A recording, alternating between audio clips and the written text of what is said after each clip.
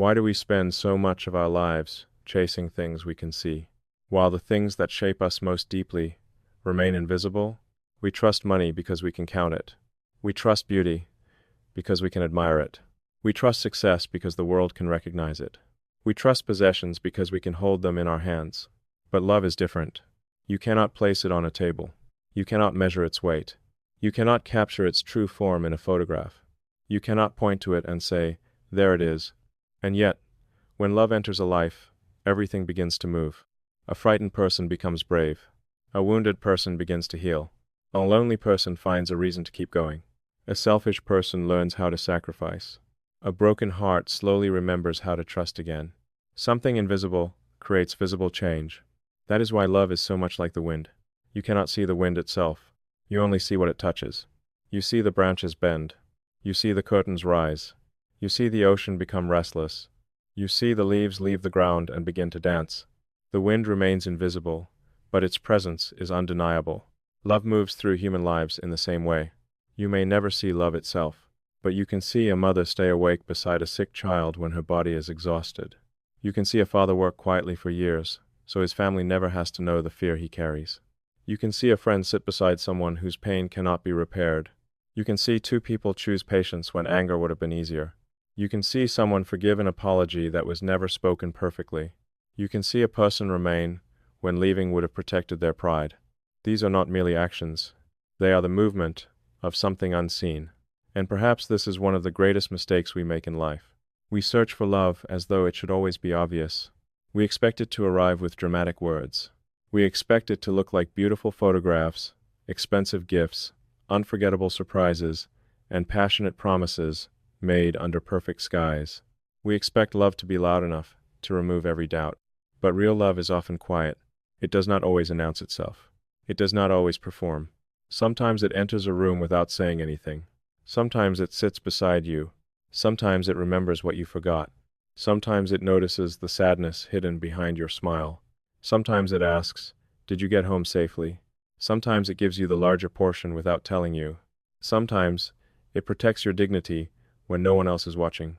Sometimes it is nothing more than a hand reaching for yours in the exact moment you are about to give up. The world may never see that moment, but your soul will remember it, because the soul recognizes what the eyes often miss. The eyes are impressed by appearances.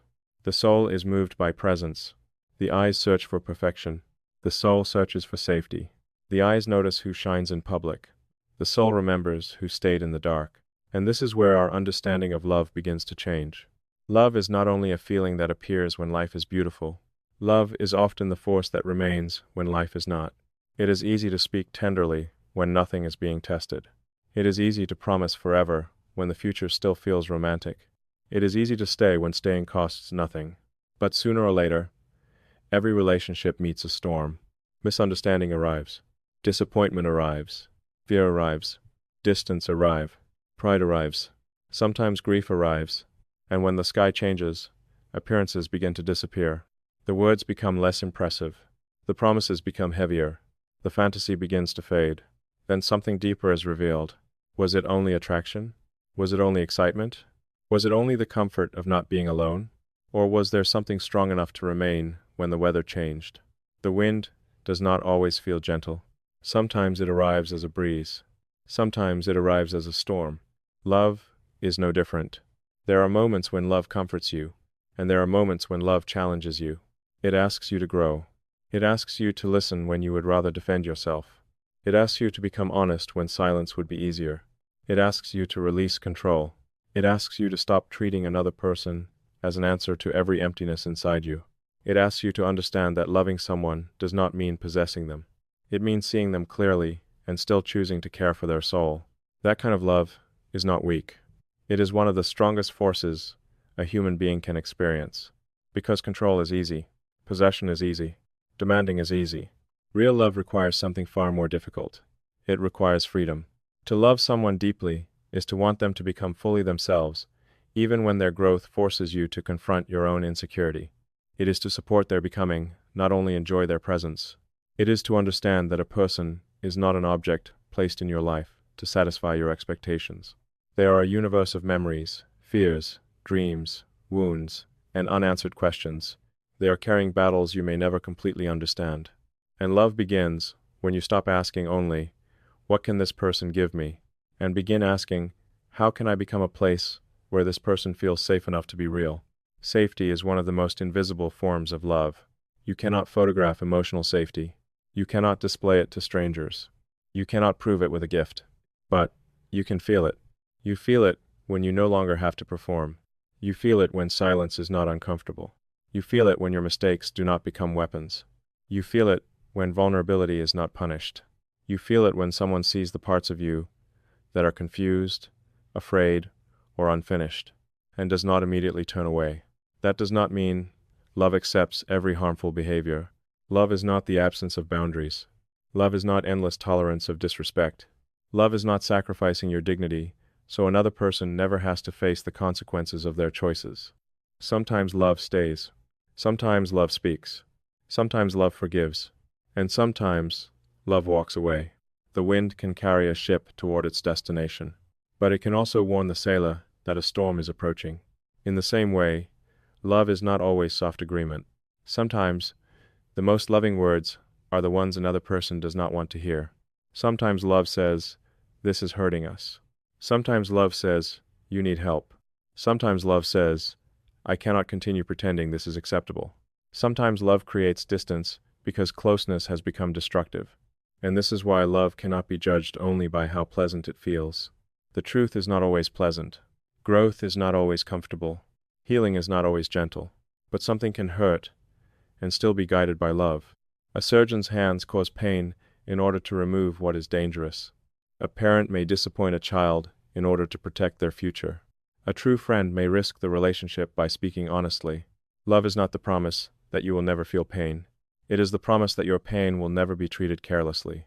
There is a difference, a profound difference, and once you understand it, you begin to recognize how often love has appeared in your life without looking the way you expected.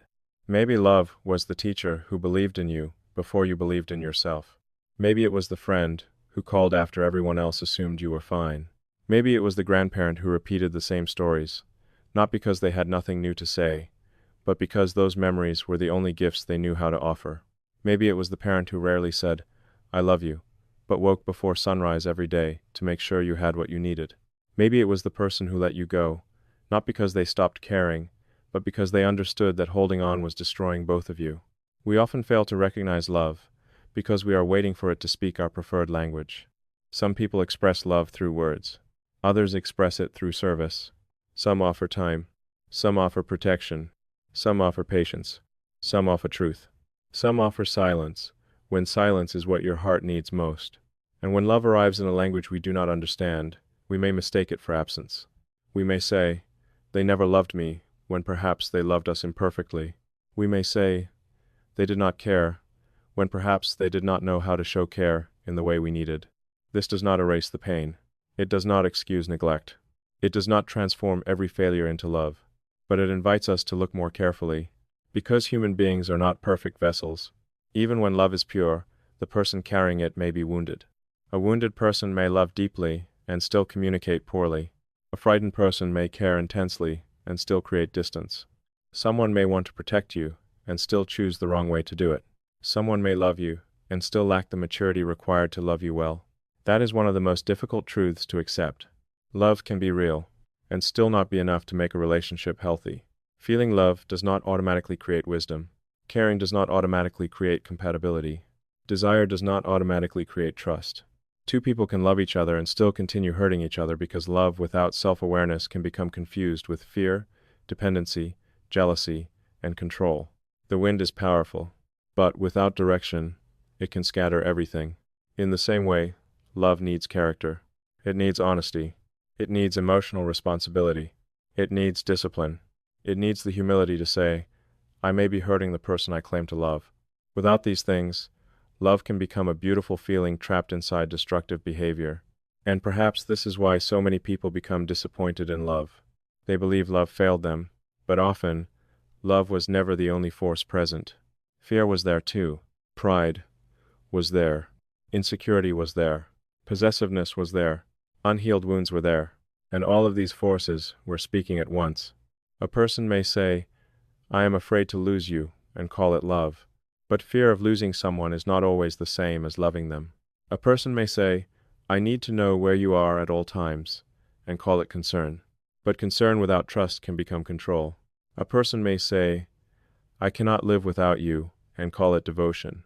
But love should deepen life, not erase identity. Real love does not ask two people to disappear into each other. It allows them to stand together without losing themselves. The wind does not destroy the shape of every tree it touches. It moves through each one differently. Some branches bend, some leaves tremble, some flowers open. Each living thing responds according to its nature. Love should make room for that individuality. It should not demand that two people think the same thoughts, want the same things, or become identical versions of one another. Love is not sameness. Love is harmony, and harmony does not require every note to sound alike. It requires different notes to learn how to exist together without destroying the song. Perhaps the deepest relationships are not built by two perfect people. They are built by two imperfect people who become increasingly honest about the ways they can hurt each other. They learn, they adjust, they apologize, they forgive, they set boundaries, they return to the conversation. They do not confuse conflict with failure. They understand that love is not proven by never having problems. It is revealed by how two people face those problems when they appear. Do they attack each other? Or do they attack the problem together? Do they seek victory? Or do they seek understanding? Do they collect each other's weaknesses? Or do they protect them? Do they listen only to reply? Or do they listen to discover what pain is hiding beneath the words? These choices are invisible to the outside world. No one sees the argument that ended with humility. No one sees the message that was deleted before anger could turn into cruelty. No one sees the long pause before someone chose kindness. No one sees the private decision to forgive one more time. No one sees two tired people trying again after both of them wanted to give up. But those invisible moments decide the future of a relationship. The world sees the photograph. Love lives in what happened before and after it. The world sees the anniversary. Love lives in the ordinary days between the celebrations. The world sees the embrace. Love lives in the 1,000 choices that made that embrace still possible. And maybe that is why some of the strongest love stories look completely ordinary from the outside. There are no dramatic speeches, no perfect lives, no constant excitement, only two people continuing to care, continuing to notice, continuing to return, continuing to choose one another in small ways that no one else will ever understand. Like the wind, their love is known by its effects. One person becomes calmer, the other becomes braver. One learns to trust, the other learns to be patient. One discovers that weakness does not make them unworthy. The other discovers that strength does not require emotional distance. They change each other without forcing change. They create a space where growth becomes possible. That is one of love's greatest powers. It does not merely make us feel. It reveals us. It shows us where we are still afraid, where we are still selfish, where we are still hiding, where we are still trying to control what cannot be controlled. Love brings our deepest wounds close to the surface, and for that reason, love can feel frightening. When you do not care, you have little to lose. But when someone matters, every hidden fear wakes up. The fear of abandonment, the fear of rejection, the fear of not being enough, the fear that once someone truly sees you, they will decide to leave. So we build defenses. We become distant before they can become distant. We criticize before they can criticize us. We pretend not to care because caring feels dangerous. We hide our tenderness behind pride. Then we wonder why love feels so far away. But love may not be far away. It may simply be waiting on the other side of the walls we built to survive. And this is the question every heart must eventually face. Will you continue protecting yourself from pain, even if that protection also keeps love outside? Because no one can feel the wind inside a room where every window has been closed. At some point, the window must open. Not carelessly, not without wisdom, but courageously. To love is to accept that you cannot control every outcome. You cannot guarantee that no one will disappoint you. You cannot guarantee that everyone you love will stay. You cannot guarantee that every promise will survive time. You cannot guarantee that your heart will never break. But a life completely protected from heartbreak may also become a life completely protected from intimacy. And what kind of safety is that? To avoid pain by avoiding connection is not peace. It is loneliness wearing armor. The wind may disturb the room. It may move the things you carefully arranged. It may bring in dust. It may remind you that the world is larger than the walls surrounding you. But it also brings air. It brings movement. It brings life. Love does the same. It disrupts the illusion that we are entirely self-sufficient. It reminds us that strength is not the same as isolation.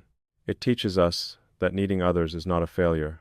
Human beings were never designed to survive emotionally without connection. We can exist alone. But existence is not the same as being fully alive.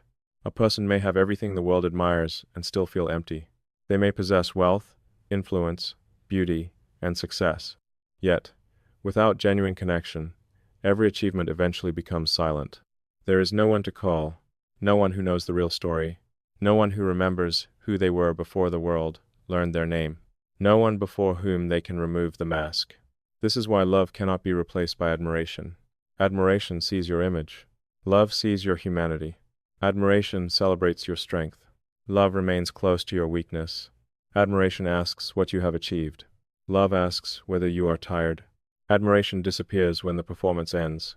Love waits backstage. And sooner or later, every person discovers that being praised is not the same as being known. Being desired is not the same as being understood. Being surrounded is not the same as being loved. Love begins where performance ends. It enters the places applause cannot reach. It sees the fear behind ambition, the sadness behind humor, the exhaustion behind discipline, the loneliness behind independence. And it whispers, sometimes without words, "You do not have to earn your right to be human here." Perhaps that is what we are all searching for. Not someone who believes we are perfect, but someone in whose presence we no longer have to pretend to be. Someone who does not worship our image and then punish our humanity. Someone who can see the unfinished parts of us without treating them as proof that we are unworthy. Someone who encourages growth without making affection conditional upon perfection. That kind of love feels like wind after a long season of stillness. It reminds the heart how to breathe. And once a person has felt it, they understand something words can never fully explain. Love was never meant to be seen directly. It was meant to be recognized through what begins to move inside us. The courage that returns, the softness that survives, the hope that rises again, the desire to become better, not because we are being threatened, but because we have finally experienced what it means to be cared for. That is the invisible force. That is the wind. And yet, this raises an even deeper question. If love is constantly revealing itself through actions, presence, patience, and sacrifice, why do so many people still fail to recognize it until it is gone? There is a question that quietly follows almost every broken heart. Why didn't I see it sooner? Why did I only understand what I had after it was gone? It is a question that has echoed through generations. A son standing beside his father's grave suddenly remembers all the mornings his father left for work before sunrise. A woman sorting through her mother's belongings finds a handwritten note tucked inside an old cookbook. A man sits alone after the end of a relationship, replaying hundreds of ordinary moments that once felt too ordinary to notice. None of these people are discovering new love. They are discovering the value of love that had been there all along. The tragedy is not that love never existed. The tragedy is that familiarity made it invisible. Human beings possess an extraordinary ability to adapt. It is one of the reasons our species survives. We adapt to cold winters. We adapt to difficult jobs. We adapt to noisy cities. We even adapt to happiness. The miracle that once took our breath away slowly becomes normal. The extraordinary becomes expected. The gift becomes routine. And nowhere is this more dangerous than in love. The first time someone waits patiently for you, you are deeply grateful. The 100th time, you hardly notice. The first handwritten letter is unforgettable. Years later, even daily kindness can disappear into the background of ordinary life. Not because love has become smaller, because gratitude has become quieter. Imagine standing beside the ocean every single day. The first morning, the sound of the waves captures your entire attention. The second morning, you still admire them. A month later, your mind barely notices the sound that tourists travel thousands of miles to hear. The ocean has not become less beautiful. Your awareness has simply become accustomed to it. Love often suffers the same fate. We stop seeing what never stopped existing. This is why so many people spend their lives chasing excitement instead of recognizing devotion. Excitement is loud. Devotion is quiet. Excitement creates butterflies. Devotion creates peace. Excitement asks, "What am I feeling today?" Devotion asks, "Who am I choosing today?" Modern culture often celebrates the beginning of love. The first date, the first kiss, the first confession, the first photograph together. But real love spends far more time living after the firsts have passed. It lives inside ordinary Tuesdays, inside grocery shopping, inside paying bills together, inside difficult conversations, inside shared silence, inside forgiveness offered for the 10th time. These moments rarely become stories people tell, yet they are the moments that determine whether love grows roots or simply remains a beautiful memory. The deepest relationships are rarely built during extraordinary moments. They are built during ordinary ones. A relationship is not transformed by one grand vacation. It is transformed by thousands of breakfasts shared across decades.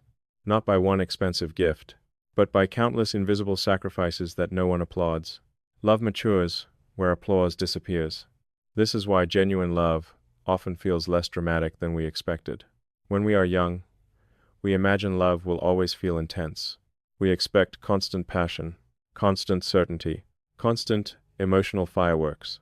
But mature love often replaces intensity with stability. It exchanges excitement for security. It trades constant emotion for unwavering commitment. To an immature heart, this can feel like something has been lost. In reality, something far more valuable has been found. Think about a fire. When it is first lit, the flames leap high into the air. They are beautiful, bright, unpredictable, but they also consume their fuel quickly. A well-tended fire burns differently. Its warmth becomes steady. Its light becomes dependable. It may no longer impress strangers passing by, but it continues warming the people sitting closest to it. Love follows the same pattern. Many people mistake the disappearance of constant excitement for the disappearance of love. Sometimes it is. Often it is not.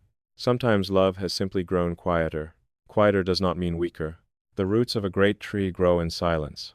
The sunrise arrives without making a sound. The earth turns without asking for attention. The strongest forces in nature rarely announce themselves. Why should love be any different? Perhaps the greatest misunderstanding about love is believing that it exists only when we feel it intensely. Feelings rise and fall. No human emotion remains constant. There will be mornings when affection comes effortlessly. There will be evenings when exhaustion hides tenderness beneath frustration. If love depended entirely upon emotion, no relationship would survive very long. Real love must become larger than emotion. It becomes a decision repeated until it shapes character.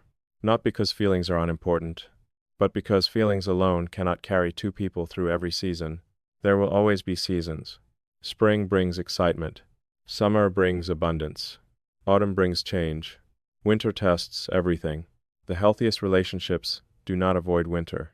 They learn how to remain together until spring returns. This requires something our culture rarely celebrates: patience. Patience is love stretched across time. Patience says, I will not judge today's storm as though it defines our entire story. Patience allows healing to happen at the speed healing requires, not the speed our anxiety demands. So many relationships end because people mistake temporary weather for permanent climate. Every storm feels endless while we are standing inside it. But storms move. Clouds pass. The wind changes direction. No relationship remains emotionally identical every day. The question is not whether difficult seasons will come. The question is who we become while living through them. Some people allow hardship to make them harder. Others allow hardship to make them wiser. Love always gives us that choice.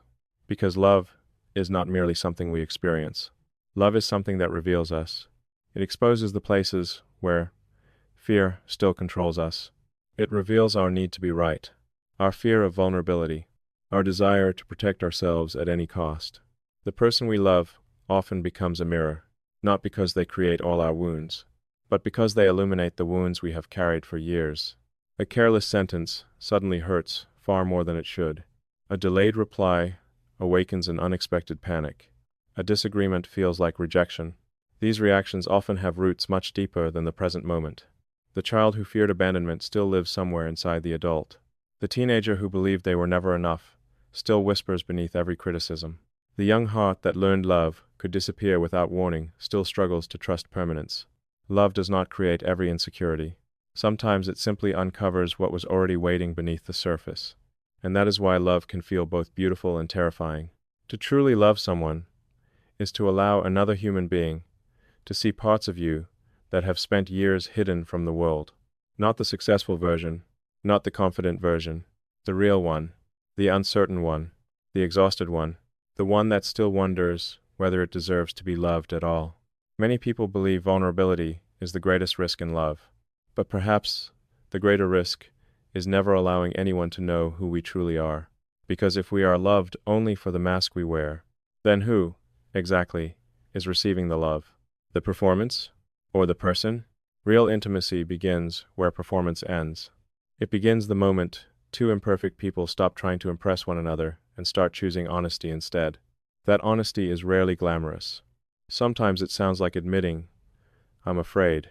Sometimes it sounds like saying, "I was wrong." Sometimes it sounds like asking, "Can we begin again?" These words are small, yet they carry extraordinary power. Like the wind, they cannot be seen, but they can reshape an entire landscape. Perhaps that is why the strongest relationships are not built by people who never fail. They are built by people who keep returning after failure with greater humility than before. They learn, they repair, they grow, not perfectly, but intentionally, and little by little, love becomes less about finding the perfect person, and more about becoming the kind of person who knows how to love. Because, in the end, love is not measured by the number of beautiful moments we collect. It is measured by the life we quietly build together between those moments. And once you begin to understand this, another question naturally begins to emerge. If love reveals itself through patience, sacrifice, and quiet consistency, how can we learn to become the kind of people who love in that way every single day? Most people spend years asking the same question: how do I find the right person? It sounds reasonable. It sounds important. And in many ways, it is. But there is another question that may matter even more. Am I becoming the kind of person who knows how to love someone well? Because finding love and sustaining love are not the same thing. You can meet someone extraordinary and still lose them through pride. You can be deeply loved and still destroy that love through fear.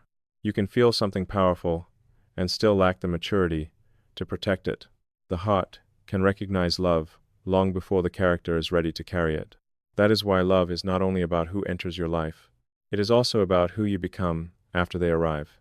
The wind may fill a sail, but the sailor must still know how to steer. Without direction, even a powerful wind can carry a ship far away from where it hoped to go. Love is powerful, but power without wisdom can become chaos. Love without self-awareness can become dependency.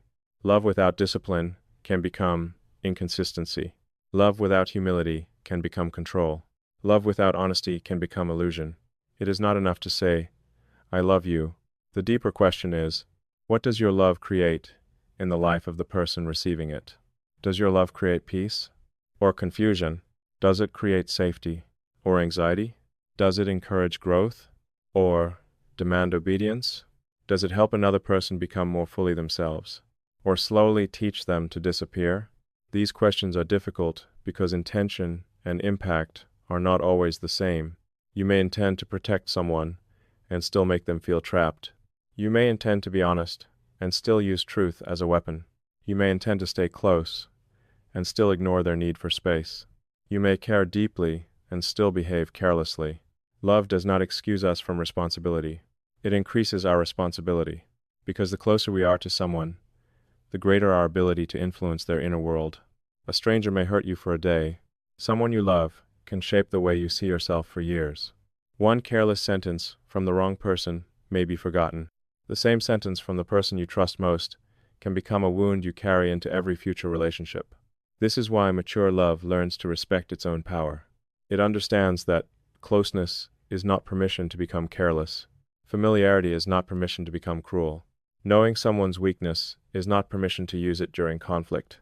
Trust is sacred, precisely because it gives another person access to places the rest of the world cannot reach. And when someone places that trust in your hands, love asks you to handle it gently. Not perfectly, but consciously. There will be moments when you fail. Everyone does. You will misunderstand. You will speak too quickly. You will react from old wounds.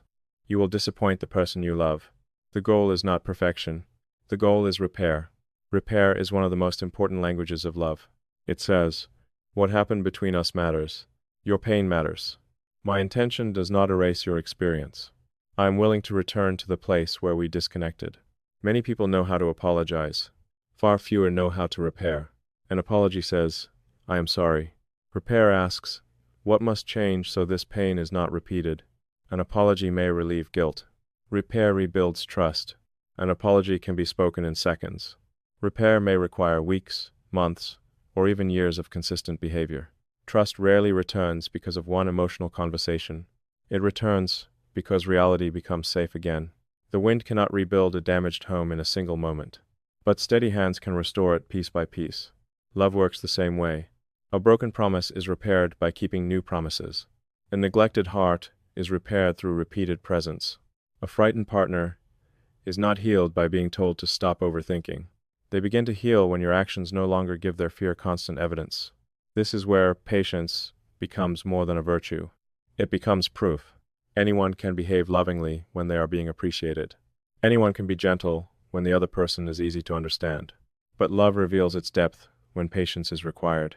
Patience is not passivity. It does not mean remaining silent in the face of disrespect. It does not mean accepting endless harm. It means allowing another person to be human without demanding that they heal at a pace that makes you comfortable. It means understanding that growth is often uneven. A person may be strong one day and afraid the next. They may understand a lesson intellectually and still struggle to live it emotionally. They may want to trust you while a part of them continues preparing for betrayal. Healing is rarely a straight road. It circles back. It poses.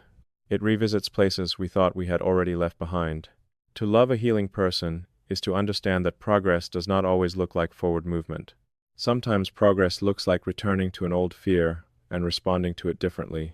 Sometimes it looks like asking for reassurance instead of creating distance. Sometimes it looks like admitting pain before resentment begins to grow. Sometimes it looks like saying, "This is difficult for me, but I do not want to run." These moments may appear small, but they are signs that love is teaching courage. And courage is essential because real love requires truth. Not brutal truth. Not careless truth. Not truth spoken to dominate. Loving truth is different. It is honest without being humiliating, clear without being cruel, firm without becoming cold. It does not hide important realities to preserve temporary comfort, but it also does not use honesty as an excuse to release anger without responsibility. There is a difference between saying, "You are impossible to talk to," and saying, "When our conversations become hostile, I feel disconnected from you, and I need us to find another way." One attacks identity. The other addresses behavior. One creates shame. The other creates a possibility for change. Love learns this difference. Because mature love does not ask only, "Is what I am saying true?" It also asks, "Is the way I am saying it helping truth become useful?" Words matter. Tone matters. Timing matters. The heart may remember how something was said long after it forgets the exact sentence. There are truths that should be spoken immediately.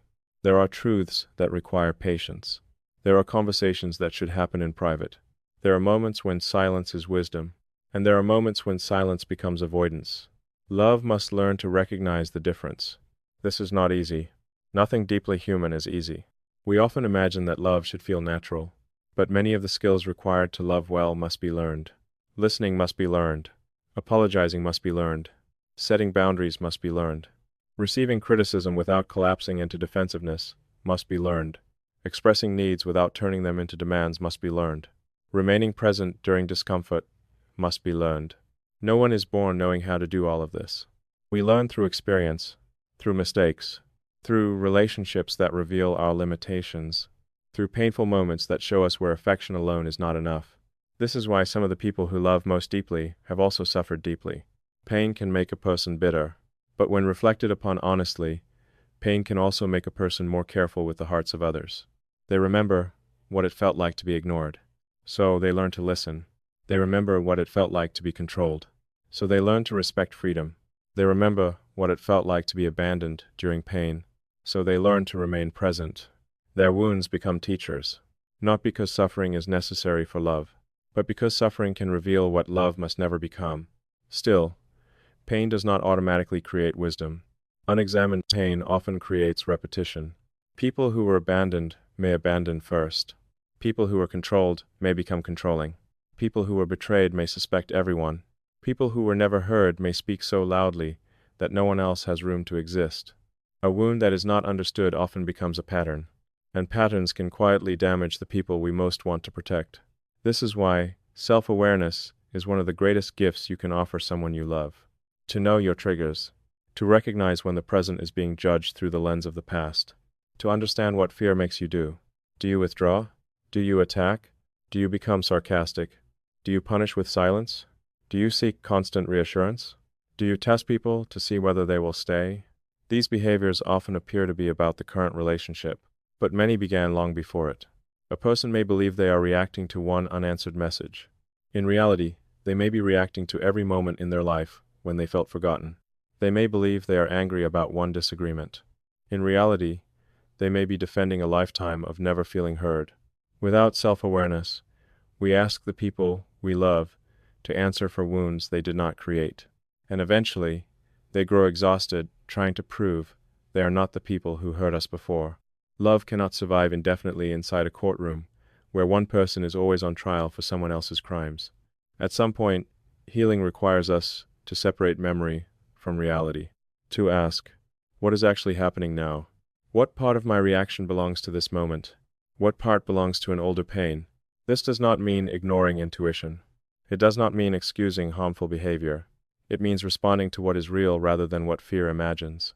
The wind can carry old dust into a new room, but not everything floating in the air belongs to the place we are standing. Some of it comes from roads traveled long ago. Love asks us to notice that, because every relationship contains at least 3 stories. Your story, the other person's story, and the story you are creating together. Your history enters the room with you. Their history enters the room with them. Each person carries expectations formed by previous love, previous loss, family patterns, childhood memories, and unspoken fears. 2 people may hear the same sentence and experience entirely different meanings. One hears distance. The other hears honesty. One hears rejection. The other hears a request for space. One hears anger. The other hears pain. This is why understanding requires more than listening to words. It requires curiosity.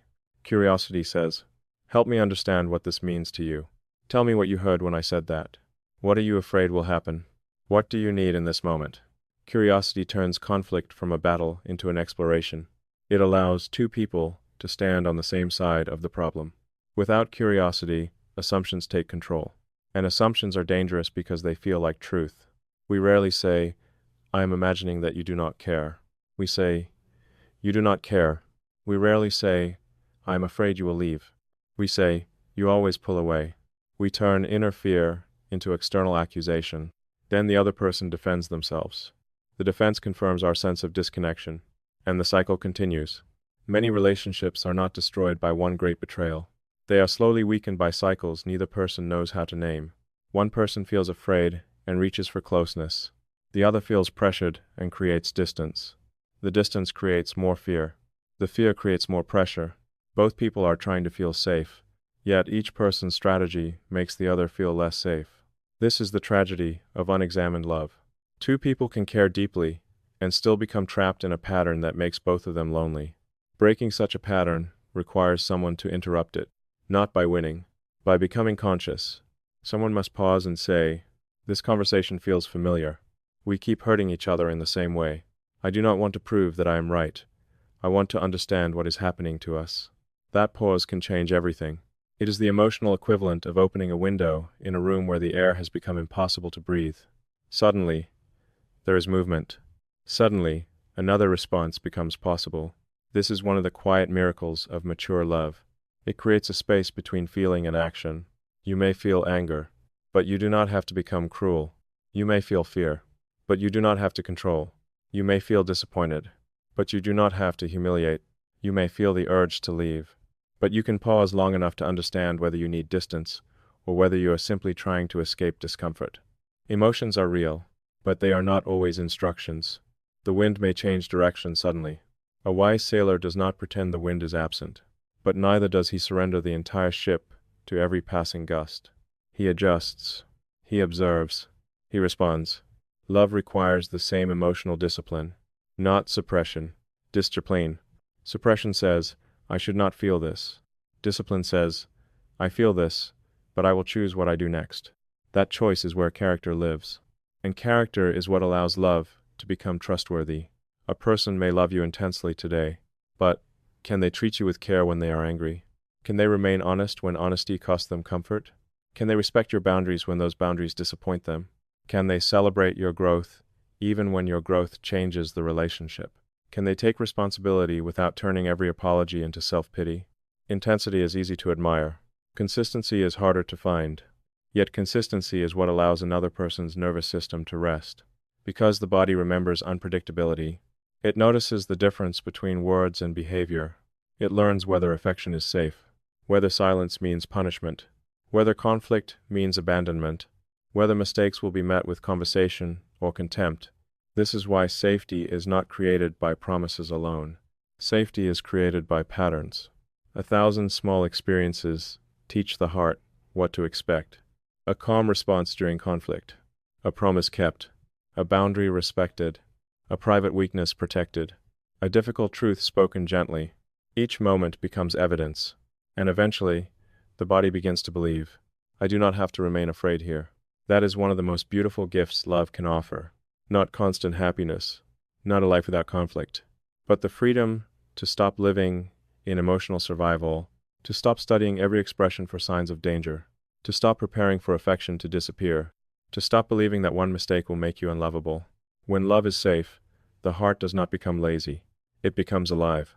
It becomes playful, creative, open. It begins to grow beyond survival.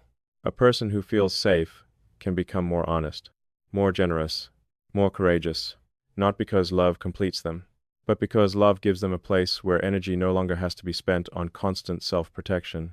This is how invisible love creates visible change. A person's shoulders soften, their laughter returns, their voice becomes more confident.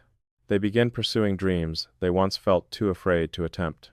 The world may credit individual strength, but sometimes, behind that strength, there is someone quietly saying, I believe in you. Try again. You do not have to face this alone. No one sees the wind filling the sail. They only see the ship moving forward. And yet, healthy love does not become the ship's only source of direction. It supports growth without replacing identity. This distinction matters. To love someone does not mean becoming responsible for their entire emotional life. You can support another person. You cannot do their healing for them. You can encourage growth. You cannot force it. You can offer understanding. You cannot continue sacrificing yourself to protect someone from every consequence. Compassion without boundaries eventually becomes resentment. Giving without honesty eventually becomes exhaustion. Staying without self-respect eventually becomes self-abandonment. Love must include care for the self, not selfishness, self-respect, because the quality of love you offer others is shaped by the relationship you have with yourself. A person who believes their needs do not matter may call silence peace. A person who fears abandonment may call self-sacrifice devotion. A person who has never learned boundaries may mistake being needed for being loved. But love that requires you to disappear is not healthy love. You cannot keep another person warm by setting yourself on fire. The wind moves through the trees. It does not ask the tree to surrender its roots. In the same way, love should create connection without destroying individuality. Two people can belong to each other without owning each other. They can share a life without losing their separate inner worlds. They can support each other without becoming each other's only source of meaning. Healthy love says, I choose you, not, I cannot exist without you.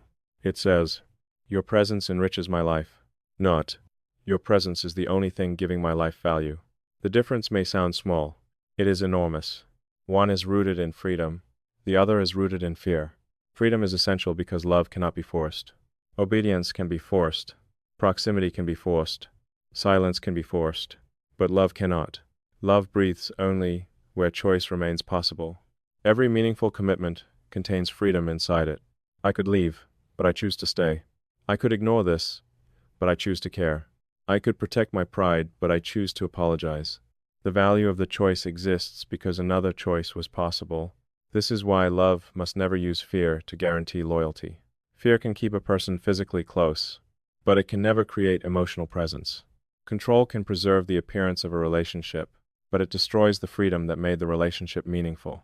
Mature love does not ask, how can I make sure you never leave? It asks, how can we build something worth continuing to choose? That question changes everything. It moves love away from possession and toward partnership, away from anxiety and toward trust, away from performance and toward reality. Partnership means two people carrying responsibility together, not equally in every moment. Life is rarely that balanced. There will be seasons when one person is stronger, seasons when one carries more, seasons when illness, grief, failure, or exhaustion changes the weight. Fairness does not always mean 50-50. Sometimes love is 80-20, sometimes 90-10. But healthy love remembers that temporary imbalance cannot become permanent entitlement. The person receiving support must still value the cost. The person giving support must still be allowed to have limits. Love does not count every sacrifice, but it does not ignore them either. Gratitude protects love from entitlement. Without gratitude, care becomes expected. Effort becomes invisible. Sacrifice becomes someone's permanent obligation. And once again, familiarity begins to hide what should have remained precious. This is why love must continue to notice. Notice the meal prepared, the message sent, the patience offered, the difficult day survived. Notice the person, not only the role they perform in your life. A partner is not merely the person who solves problems. A parent is not merely the person who provides. A friend is not merely the person available when you are lonely. Every person you love has an inner life that exists beyond what they give you. They become tired. They become afraid. They need encouragement too. Sometimes, the people who appear strongest receive the least care because everyone assumes they can carry everything alone. Love notices the weight hidden behind competence. It asks the dependable person, who is taking care of you? It asks the cheerful person, are you truly okay? It asks the quiet person, what have you been carrying without saying? That is what it means to see someone, not merely to look at them, to see beyond function, beyond appearance, beyond the version they present to survive. And perhaps this is the deepest skill love can teach. Attention, real attention. In a distracted world, attention has become one of the rarest forms of affection. To place the phone down, to listen without preparing a reply, to remember the story, to notice the change in tone, to be fully present in an ordinary moment. Attention says, for this moment, you are not competing with the rest of the world. That kind of presence cannot always solve a problem, but it can make another person feel less alone inside it. And sometimes, that is what love is. Not an answer, not a rescue, a presence. The wind does not ask the tree to explain why it needs air. It simply moves through the branches. Love often works in the same quiet way. It does not always know what to say, but it remains. It sits beside grief. It waits through confusion. It holds the hand of someone who has no language for what they feel. It understands that not every pain needs immediate advice. Some pain needs witness. Some pain needs silence. Some pain needs someone willing to stay in the room without making discomfort about themselves. This requires strength, because when we see someone we love suffering, we often feel helpless. We want to fix. We want to remove the pain.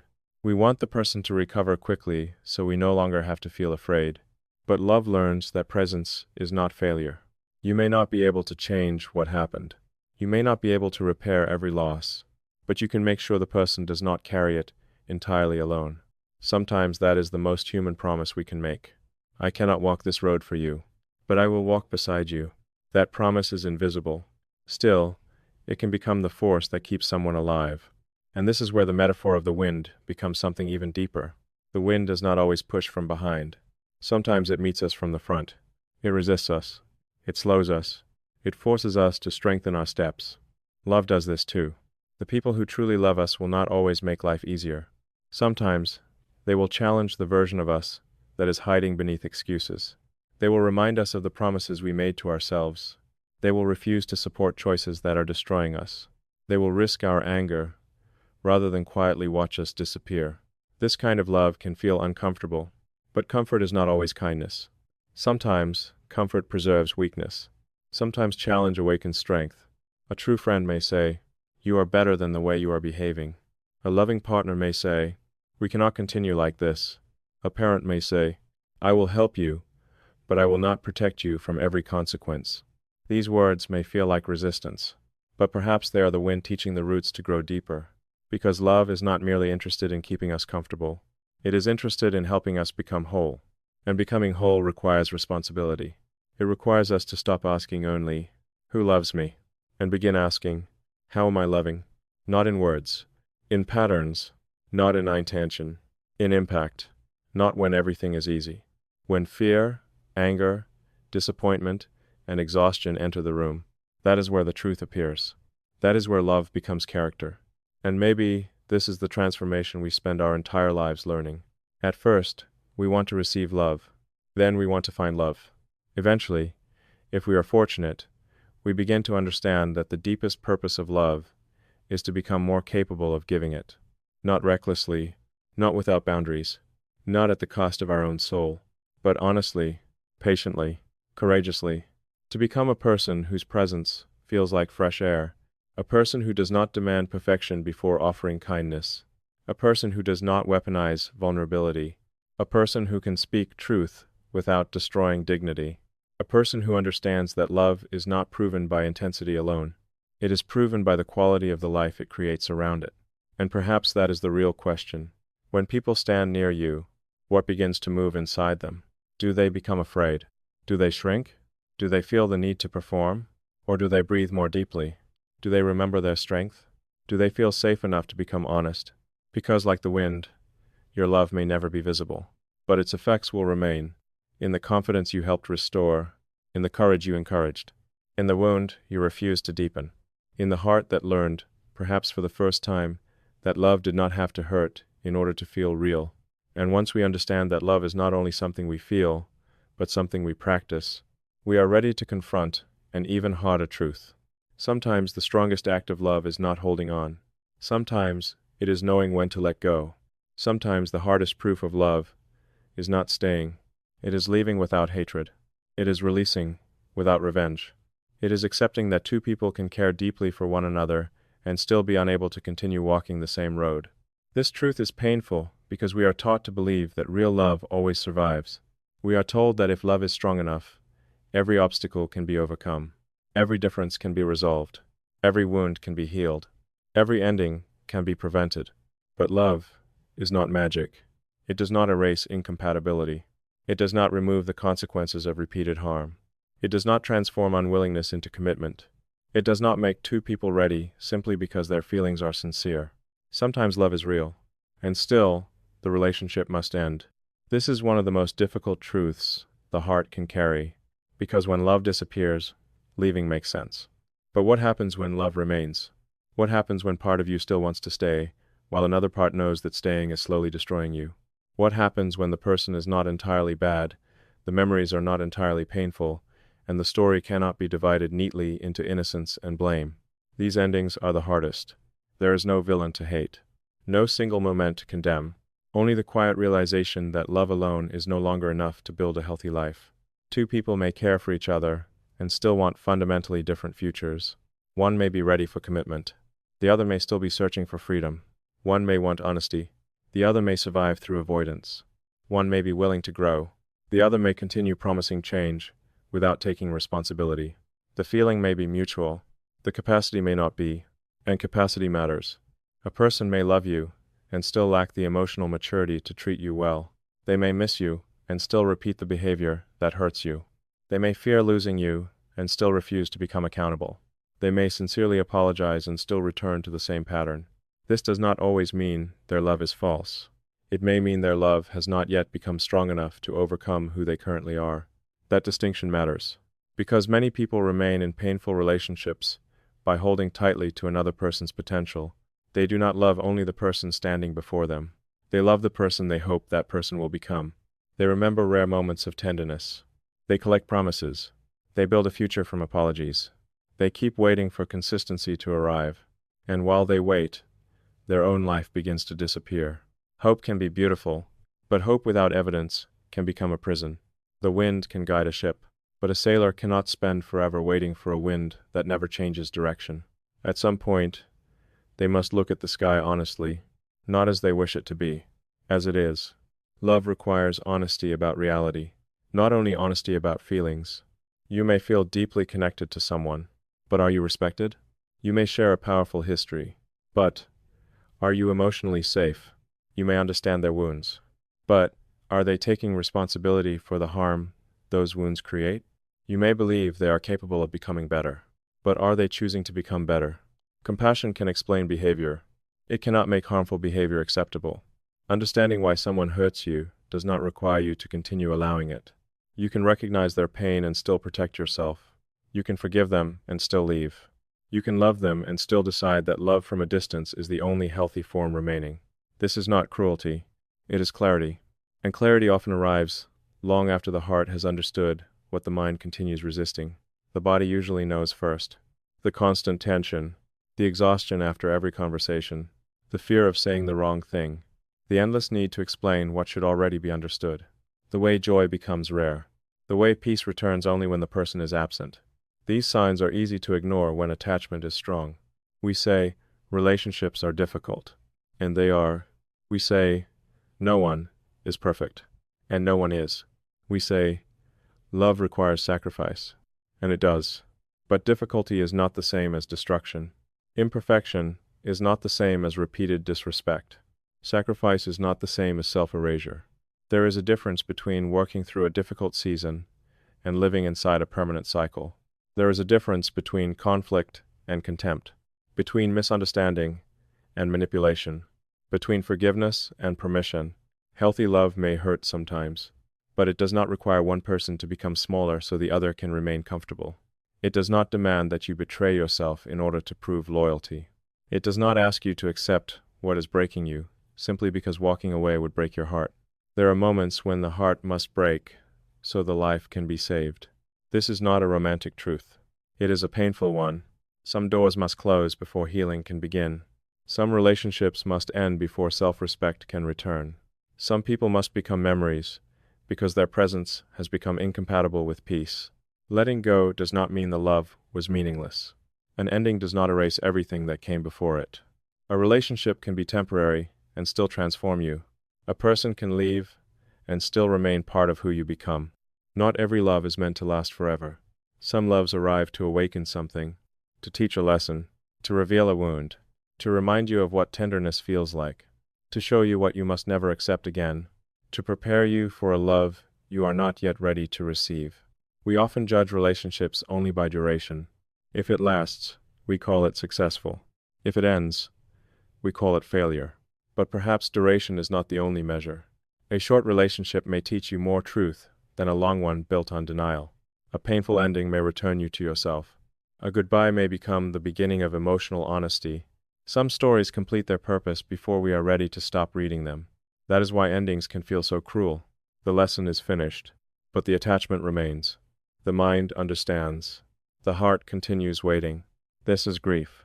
Grief is love, searching for a place to go after its familiar home has disappeared. It moves through the body like weather. Some days it is a light wind. You remember without collapsing. You speak their name without losing your breath. Other days it becomes a storm. A song plays. A familiar place appears. A memory returns without warning. Suddenly, the absence feels new again. Healing does not move in a straight line. It circles. It revisits. It surprises.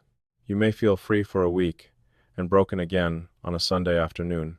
This does not mean you are failing. It means you are human. The heart does not release according to a schedule. It releases through repetition, by waking up without them, by making decisions alone, by surviving anniversaries, by discovering that life continues even after the future you imagine no longer exists. At first, every part of the world seems connected to them.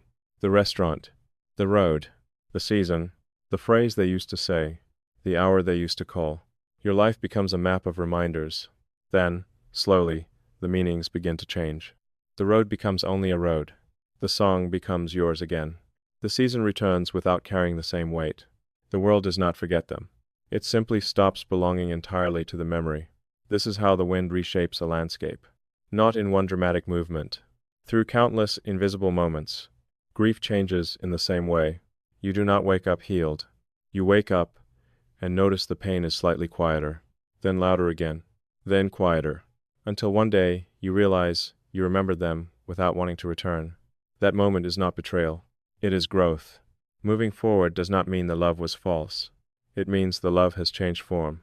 Some people remain loyal to their pain because they believe healing would disrespect the past.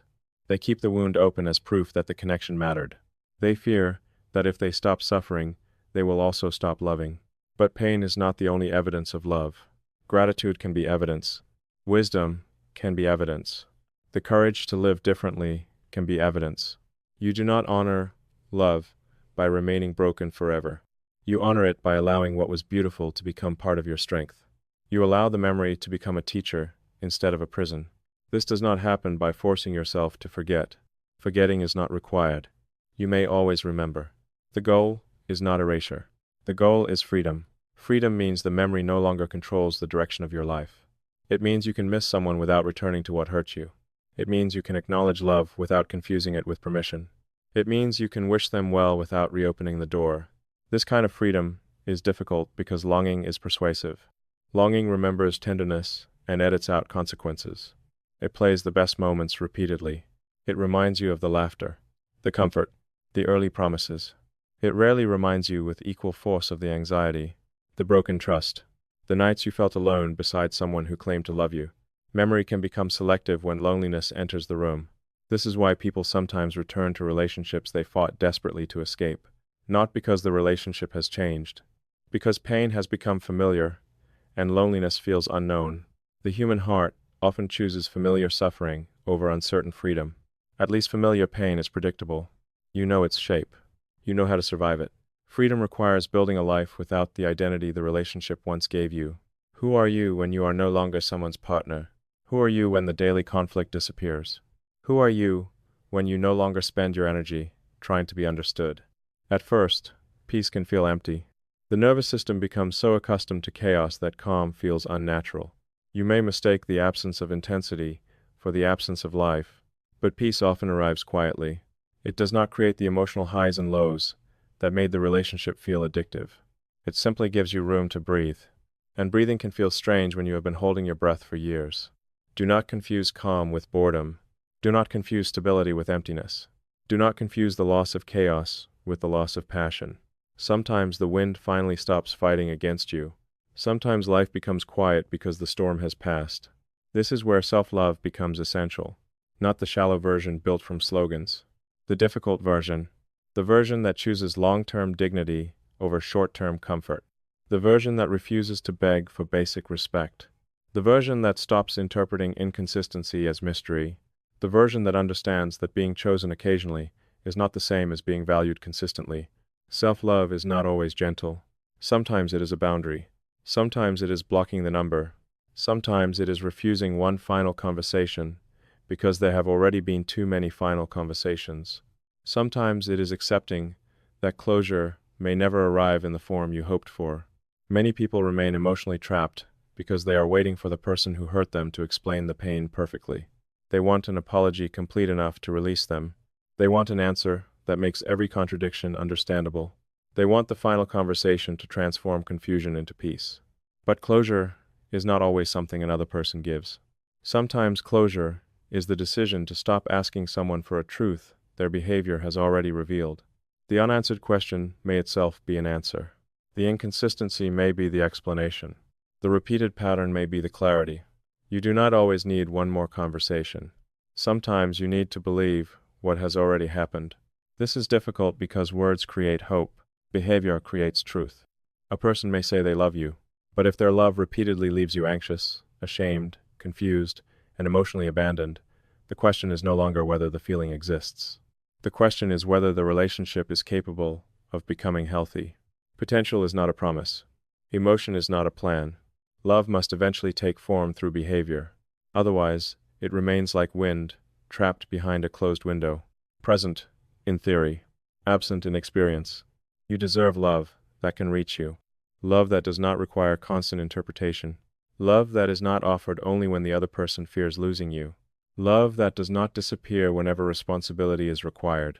Love that can survive honesty. Love that knows how to repair. This does not mean you are entitled to perfection. It means you are allowed to expect participation. A relationship cannot be carried forever by one person. One person cannot do all the reflecting, all the apologizing, all the initiating, all the forgiving, all the emotional labor. Two people may not contribute equally every day, but both must be willing to contribute. When only one person is fighting for the relationship, they are no longer protecting love. They are protecting the idea of love from reality. Letting go becomes necessary when staying requires you to lie to yourself. When you must constantly rename pain to make it acceptable, control becomes concern, neglect becomes independence, cruelty becomes honesty, inconsistency becomes complexity, and self-abandonment becomes loyalty. Language can hide truth for a while. The body cannot be deceived forever. Eventually, exhaustion speaks. Resentment speaks. Anxiety speaks. The part of you that still remembers your worth begins asking to be heard. Listen to that voice. It may be quiet. It may tremble. It may feel guilty for choosing itself. But it is not selfish to protect the part of you that has spent too long surviving. You are allowed to stop auditioning for love. You are allowed to stop proving your value to someone committed to misunderstanding it. You are allowed to leave a place where your dignity has become negotiable. Leaving may still hurt. Correct decisions can hurt. Healthy boundaries can feel painful. Loss does not automatically mean the choice was wrong. Sometimes, pain is the cost of returning to yourself. The first steps after leaving may feel unbearable. You may question everything. You may remember only the good moments. You may wonder whether you expected too much, whether you should have been more patient, more forgiving, more understanding. These questions are natural, but be careful. Self-reflection is healthy. Self-blame can become another way of avoiding reality. Perhaps you made mistakes. Perhaps there are things you would do differently. Acknowledge them, learn from them, but do not use your imperfection as proof that you deserve mistreatment. Two truths can exist at once. You can regret your behavior and still know the relationship was unhealthy. You can take responsibility and still refuse to carry responsibility for everything. You can forgive yourself without rewriting the past. This balance is part of healing, because the end of a relationship can tempt you toward extremes. Either the other person becomes entirely evil, or you become entirely guilty. Neither may be true. Human beings are more complicated. A person can have beautiful qualities and still be wrong for your life. They can give you unforgettable moments and still create unbearable patterns. They can love parts of you and still fail to respect the whole of you. You do not need to erase their goodness in order to justify leaving. You do not need to make them a monster to protect your peace. Sometimes the most mature ending sounds like this. I believe there was love here. I also believe this relationship is no longer healthy. Both things are true. This kind of acceptance is difficult because anger often feels easier than grief. Anger gives energy. Grief asks us to surrender. Anger says, they never mattered. Grief admits, they mattered, and I still have to let them go. That admission requires courage. It allows the story to remain human. Not perfect. Not meaningless. Human. There may be no dramatic final scene. No complete explanation. No moment when every feeling disappears. Letting go is often a decision you make many times. The first time when you leave. Again, when they call. Again, when loneliness arrives. Again, when you see them moving forward. Again, when a memory makes the past feel more beautiful than it was. Each decision is a small release. Each release creates more space. Eventually, the life that once felt impossible without them begins to grow around the absence. New routines appear. New people. New confidence. New parts of yourself that had been sleeping. You begin to understand that the ending did not destroy your future. It destroyed one version of the future. That distinction can save a life. We often grieve not only the person, we grieve the imagined years, the home that never existed, the conversations that never happened, the older versions of ourselves we expected to become together. We grieve a future built entirely inside the mind. And imagined futures can feel as real as memories. But life is not ending because one imagined future disappeared. The unknown is still full. You cannot see what is coming, just as you cannot see the wind. But invisibility is not emptiness. There are people you have not met, places you have not stood, peace you have not experienced, versions of yourself you have not become. The future may already be moving toward you in ways your grief cannot yet perceive. This is the quiet promise inside every ending. Space is being created. Not all empty space is loss. Some empty space is invitation. A cleared field may look barren, but it is also where something new can grow. Healing does not mean rushing to replace what was lost. It means learning to stand in the open space without immediately filling it, to rediscover your own voice, your own desires, your own rhythms, to remember what you enjoyed before your life became organized around another person's presence. Solitude can become a teacher. At first, it may feel like abandonment. Later, it can become freedom. In solitude, you begin to hear thoughts that were once drowned out by conflict. You recognize needs you ignored, boundaries you abandoned, dreams you postponed. You meet yourself again, not the version shaped entirely by the relationship, the deeper self, the one who existed before, the one who will continue after. This reunion may be uncomfortable. You may discover how much of yourself you surrendered. Do not use that discovery to punish yourself. Use it to return. Return to the friendships you neglected. Return to the creative parts of you. Return to your body, your rest, your faith, your ambition, your laughter. Healing often looks less like becoming someone new and more like recovering the parts of yourself you had to silence. And then, one day, something unexpected happens. You feel the wind again. Not the old wind. Not the familiar pull toward the past. A new movement. A sense of possibility. You laugh without guilt. You enjoy a morning without checking whether they have reached out. You imagine love without imagining them. You realize your heart did not die. It became careful. And now, slowly, it is becoming open again. This openness does not require forgetting the lesson.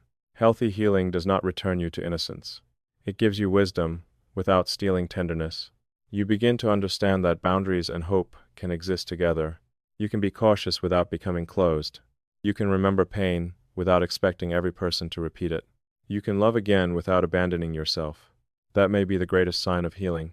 Not that you never feel afraid, but that fear no longer chooses for you. When love enters again, you do not ignore every warning. You do not over-romanticize inconsistency. You do not confuse chemistry with character. You pay attention to patterns, to how the person handles disappointment, to whether their words and actions move in the same direction, to whether your nervous system feels constantly threatened or increasingly safe. You no longer ask only, do I feel strongly about them? You ask, what kind of life becomes possible around this connection? Does it create honesty, mutual effort, respect, room to breathe?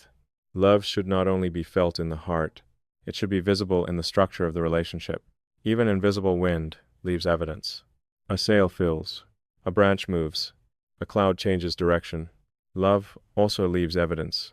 Not perfection, evidence, effort, accountability, consistency, carry.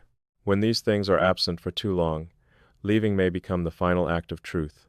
And truth can be a form of love. Love for the person you are releasing. Love for yourself. Love for the reality both of you have been avoiding. Sometimes holding on prevents two people from growing. Sometimes separation becomes the only space large enough for honesty. You may never know whether they changed after you left. That is no longer your responsibility. Your task is not to stand outside the door of their potential forever. Your task is to continue becoming who your life is asking you to become.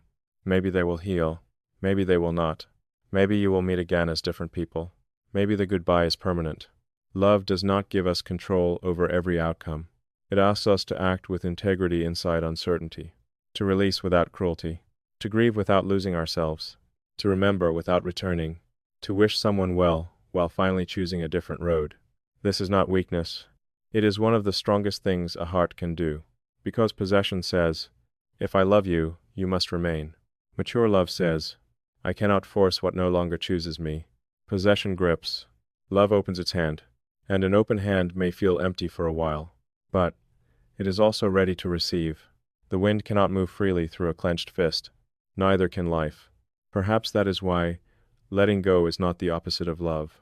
Sometimes it is love in its most painful form. Love without ownership. Love without reward. Love that accepts reality. Love that says, what we had mattered. What we became mattered. And now, because it mattered, I will not allow it to become something cruel, simply because I am afraid of the end. Not every ending needs to become a war. Not every memory needs to be destroyed. Some people can be released with gratitude. Not gratitude for the pain. Gratitude for the truth. For the lesson. For the parts of yourself you discovered through loving them. You can bless the road behind you without walking it again. You can appreciate the wind that once carried you and still admit it no longer leads where you need to go. Then you turn. You face the unknown. You take the first uncertain step. And although you cannot see what is ahead, you feel something moving around you. A new current. A quiet invitation. The beginning of another life. Perhaps this is what letting go truly means. Not declaring that love never existed, but accepting that love has completed the form it was able to take, and trusting that the heart, once broken open, may someday become large enough to hold something wiser, something calmer, something that does not ask you to disappear, something that feels less like a storm you must survive, and more like a wind that finally helps you find your way home. There comes a moment in life when love begins to mean something different. At first, we think love is about closeness, about presence, about being chosen, about having someone beside us. Then life changes. People leave. Relationships end. Parents grow older. Friends move away. Children build lives of their own. The people we once spoke to every day become voices we hear only occasionally. Some become memories. And slowly, we discover that love is not always measured by physical nearness. Sometimes love remains even when the person does not. This is one of the strangest truths the heart must learn. Absence can remove a person from your daily life, but it cannot always remove what their love created inside you. A mother may no longer be there to comfort you, yet years later, you hear her voice in the way you speak gently to your own child. A father may be gone, yet his discipline lives inside the way you continue moving forward when life becomes difficult. A teacher may never know what became of you, yet one sentence they offered decades ago may still guide your choices. A friend may have disappeared from your life, yet the courage they once gave you may remain forever. Love survives through influence. Like the wind, it moves through one life and continues into another.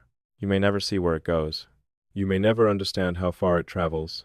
But what touched you can continue touching the world through you. Perhaps this is why certain people never truly leave us. Their bodies may be absent. Their names may no longer appear on our phones. Their voices may become harder to remember. Still, something of them remains in the architecture of who we are. The way we laugh, the way we forgive, the songs we love, the meals we cook, the standards we refuse to compromise, the kindness we offer strangers. We are all carrying pieces of people who once loved us, and most of the time, we do not even realize it. A child learns patience from someone who may never receive credit. That child becomes an adult who offers patience to another wounded person. The kindness continues. A young woman is encouraged during a moment of despair. Years later, she notices the same despair in someone else, and chooses to stay. The courage continues. A man is forgiven when he does not deserve it. That forgiveness changes him. One day, he offers mercy to someone who expects punishment. The love continues. This is how invisible things shape the world. Not through grand declarations. Through transmission. One heart changes another. That heart changes another. And the original act may be forgotten long before its effects disappear. A breeze touches the ocean. The ocean becomes a wave. The wave travels farther than the breeze itself ever could. Love works in the same way. You may offer one small act of kindness and never know what it becomes. A sentence spoken at the right moment. A message sent before someone gives up. A hand placed gently on a shoulder. A decision not to humiliate someone when you had the power to do so. These moments may feel ordinary to you. To another person, they may become evidence that the world is still worth trusting. We often underestimate the emotional consequences of how we treat people. We assume they will forget. Sometimes they do. Sometimes they carry the moment for the rest of their lives. People remember who made them feel small, but they also remember who gave them room to become larger. They remember the person who laughed at their dream, and the person who said, "Try." They remember the person who abandoned them during weakness, and the person who stayed without making them feel ashamed. Your presence is teaching people something. Even when you are not trying to teach, it teaches them what to expect from love, what to expect from honesty, what to expect from conflict, what to expect from closeness. A child who grows up around tenderness learns that affection can feel safe. A child who grows up around fear may spend years confusing anxiety with love. A person repeatedly punished for vulnerability may learn to hide. A person repeatedly met with compassion may learn to open. This does not mean one human being determines the entire future of another. We are more resilient than that. But every relationship leaves fingerprints. Some are gentle, some are painful, some take years to understand. The most important question is not whether you will leave an impact. You will. The question is what kind. When people remember the way you loved them, what will they feel? Will they remember constantly questioning their worth? Will they remember walking carefully around your moods? Will they remember apologizing for needs that were entirely human? Or will they remember being seen? Will they remember that your presence made honesty possible? Will they remember that even when you disagreed, You protected their dignity? These questions are not meant to create shame. They are invitations. Because love is not fixed. The way we love can change. We are not condemned to repeat every pattern we inherited. A person raised around emotional distance can learn tenderness. A person who once used anger as protection can learn calm. A person who feared commitment can learn to remain. A person who confused control with care can learn freedom. Change is possible, but change begins with recognition. You cannot transform a pattern you refuse to see. Many people inherit their way of loving without ever consciously choosing it. They speak the way their parents spoke. They withdraw the way their caregivers withdrew. They react to conflict with the same fear that filled their childhood homes. They carry old emotional weather into new relationships. Then they assume this is simply who they are. But inherited behavior is not destiny. You may have learned silence. You can learn communication. You may have learned criticism. You can learn encouragement. You may have learned that love must be earned. You can learn that worth is not a performance. You may have learned to leave before anyone can leave you. You can learn to stay long enough for trust to grow. This work is difficult because old patterns feel natural. Even pain can feel familiar, and familiarity often disguises itself as truth. The person who grew up around chaos may feel suspicious of peace. The person who was rarely praised may feel uncomfortable receiving kindness. The person who learned independence through abandonment may resist being cared for. Healthy love can feel unfamiliar before it feels safe. Sometimes we reject what we have always wanted because it does not resemble what we have always known. A calm person may seem boring. A consistent person may seem too predictable. A respectful relationship may feel less intense than a chaotic one. But intensity is not always intimacy. Sometimes, intensity is the nervous system recognizing an old danger. We call it chemistry, but the body may simply be saying, "This feels familiar." Familiar does not always mean healthy. This is why learning to love requires learning to question attraction itself. What draws you towards someone? Their kindness? Their character? Their emotional availability? Or the familiar challenge of trying to earn affection from someone who remains distant? Do you feel peaceful around them? Or merely activated?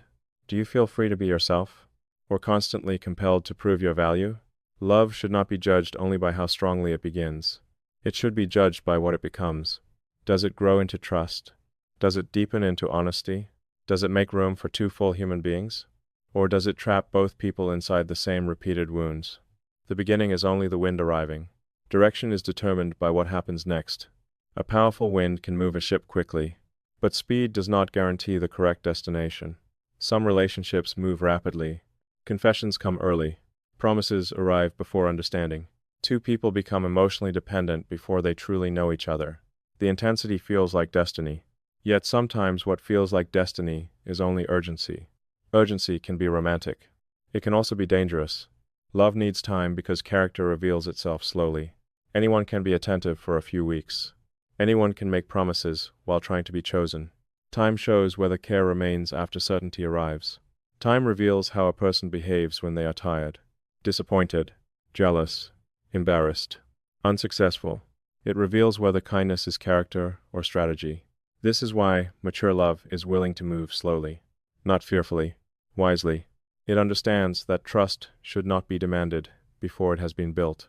That intimacy should not be forced before safety exists. That future promises mean little without present consistency. Love is not afraid of time. Manipulation is. Manipulation rushes because time exposes contradiction. Healthy love can wait. It can allow reality to become clear. It does not need to trap another person with promises before they have had the chance to see the truth. Patience protects the heart from confusing possibility with proof. And yet, patience does not mean emotional passivity. Love still requires courage. The courage to ask difficult questions. The courage to reveal intentions. The courage to say what you are looking for, instead of pretending not to care. Many people hide their needs because honesty feels risky. They act detached. They become mysterious. They believe emotional distance increases value. But love cannot grow where every person is pretending not to need it. There is nothing weak about saying, "I value consistency. I want a committed relationship. I need honesty. I am not comfortable with this." Clarity may cause the wrong person to leave. That is not failure. Clarity creates space for the right kind of relationship to become possible. The people who benefit most from your confusion will often resist your clarity. They may call your standards pressure, your boundaries insecurity, your question drama, but wanting to understand where you stand is not weakness. It is self-respect. You should not need to become a detective inside a relationship. You should not have to interpret every silence, study every inconsistency, decode every half-promise. Love may be invisible, but a healthy relationship should not be impossible to recognize. The wind cannot be seen, yet the sail moves.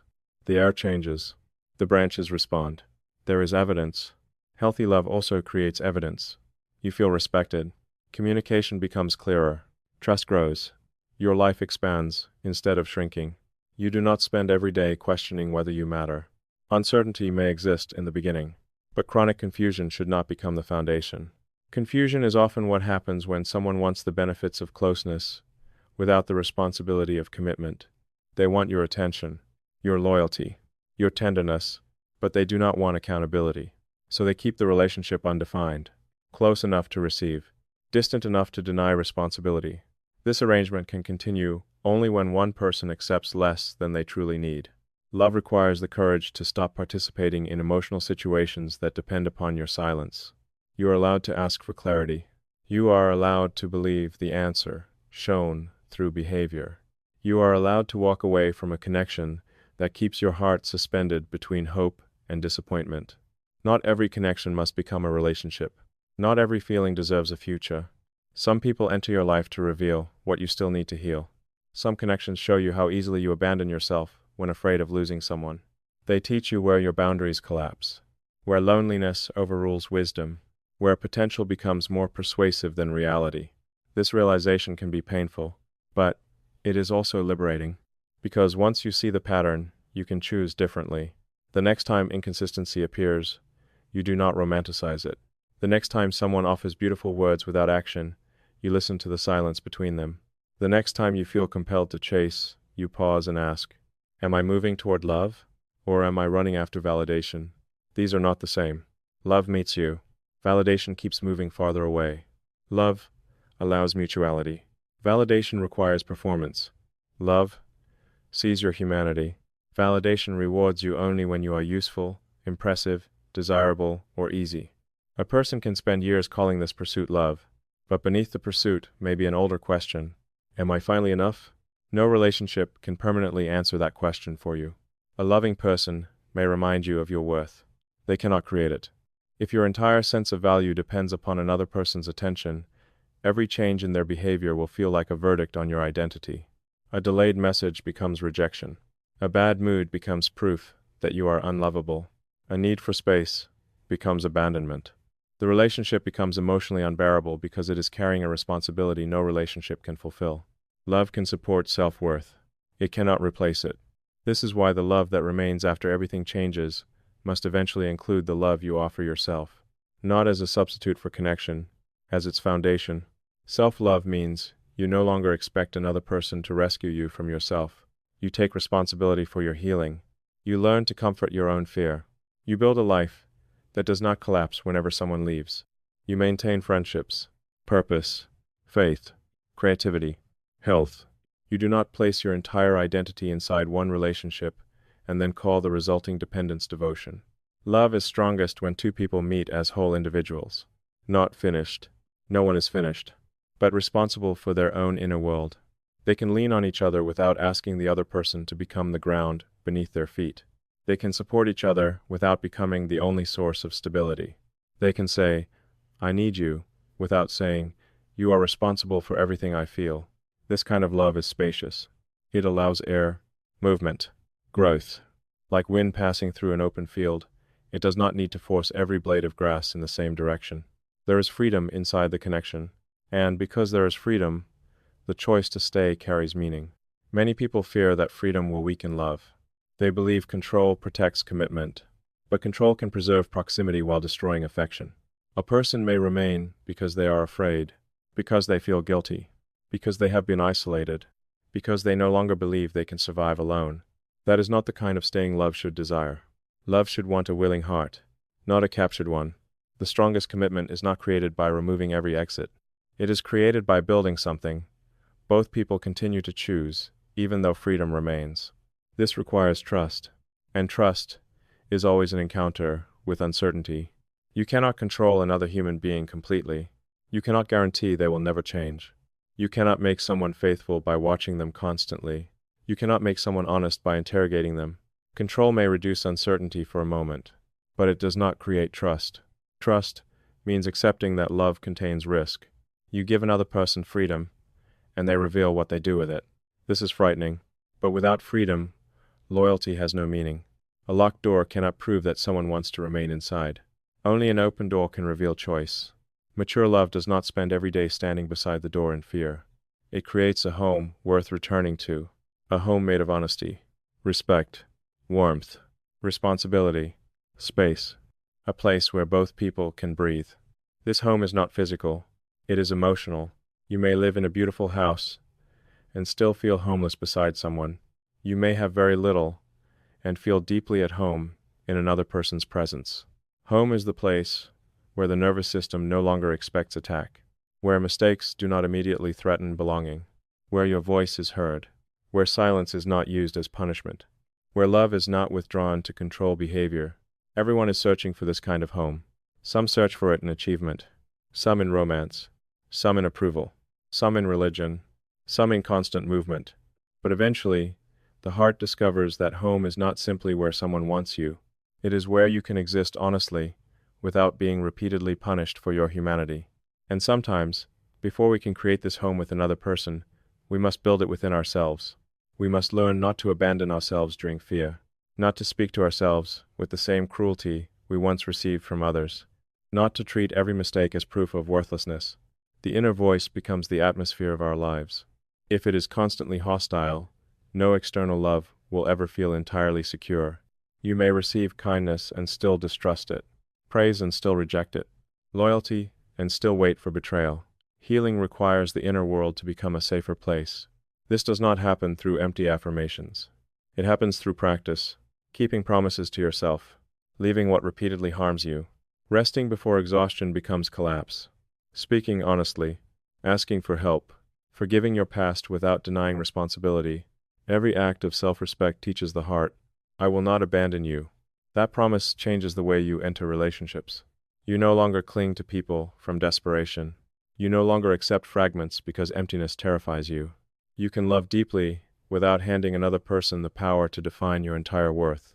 This makes love more genuine, not less, because now your affection is a choice, not a survival strategy.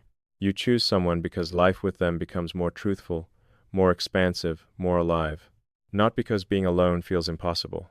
And when love is chosen from freedom, it carries less fear. There is still vulnerability, still risk, but there is also dignity. You know that if the relationship ends, you will grieve. You may break. You may need time, but you will not disappear. You have a self to return to. This is one of the greatest forms of emotional security, not the guarantee that no one will ever leave, the knowledge that you will not leave yourself. Once you possess that knowledge, love changes. You become less interested in being pursued and more interested in being understood, less impressed by intensity, more attentive to consistency, less attracted to promises, more aware of patterns. You stop asking whether someone gives you butterflies. You begin asking whether you can breathe around them. Because butterflies can come from excitement, they can also come from anxiety. Breathing is different. Breathing means the body feels safe enough to soften. The wind was never meant to take your breath away forever. Sometimes its greatest gift is helping you breathe more deeply. Perhaps this is what mature love eventually becomes. Not constant emotional fire. A steady atmosphere in which two people can live. There are still storms. Still passionate moments. Still fear. Still change. But beneath everything, there is something dependable. A current. A direction. A shared willingness to return. And this willingness is not proven only through staying together. Sometimes people remain physically present, while emotionally abandoning each other years before the relationship ends. True presence requires attention. It requires continuing to discover the person beside you. People change. The person you loved 10 years ago no longer exists in exactly the same form. Neither do you.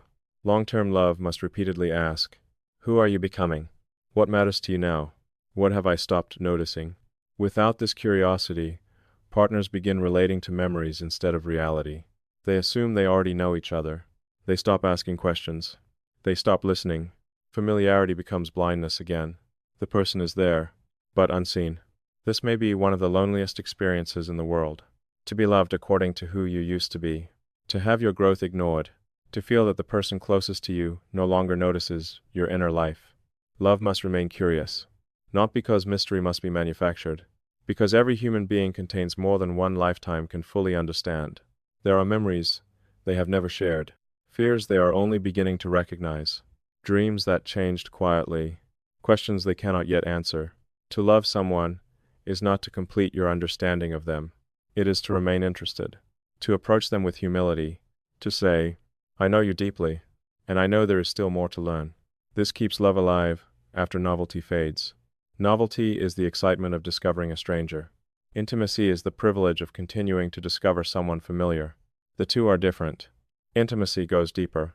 It notices small changes. It hears the meaning beneath ordinary words. It understands when I'm fine means please stay close. This knowledge cannot be rushed. It is built over years of attention, and with that knowledge comes responsibility. The person who knows you best also knows how to hurt you most precisely. They know the wound, the insecurity, the secret. Love is revealed in what they refuse to weaponize. Anyone can protect your dignity when they know little about you. The true test comes when someone has access to your weakest places. Do they guard them, or use them when angry? Mature love protects what vulnerability reveals. Even during conflict, especially during conflict, because an apology cannot always remove the memory of a secret turned into a weapon. Trust remembers. The person may forgive, but some part of them learns to hide. And when hiding begins, intimacy slowly dies. This is why emotional safety must never be taken for granted. It is built slowly and damaged quickly. Like a window, trust allows light and air into a relationship. But once shattered, it requires careful work. Not pressure, not demands to move on. Repair requires patience with the person who is now afraid. If you broke the window, you do not get to complain that the room feels cold. You help rebuild it. You accept that trust will return according to evidence, not your preferred timeline. This is what accountability looks like. It does not say, I apologized, so you must stop feeling hurt. It says, I understand that my action changed your experience of me. I will participate in restoring what I damaged. This willingness can save relationships.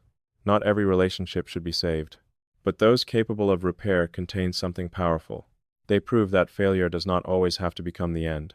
Sometimes the place that broke becomes the place where deeper honesty begins. A betrayal can reveal the absence of boundaries. A crisis can expose years of avoidance.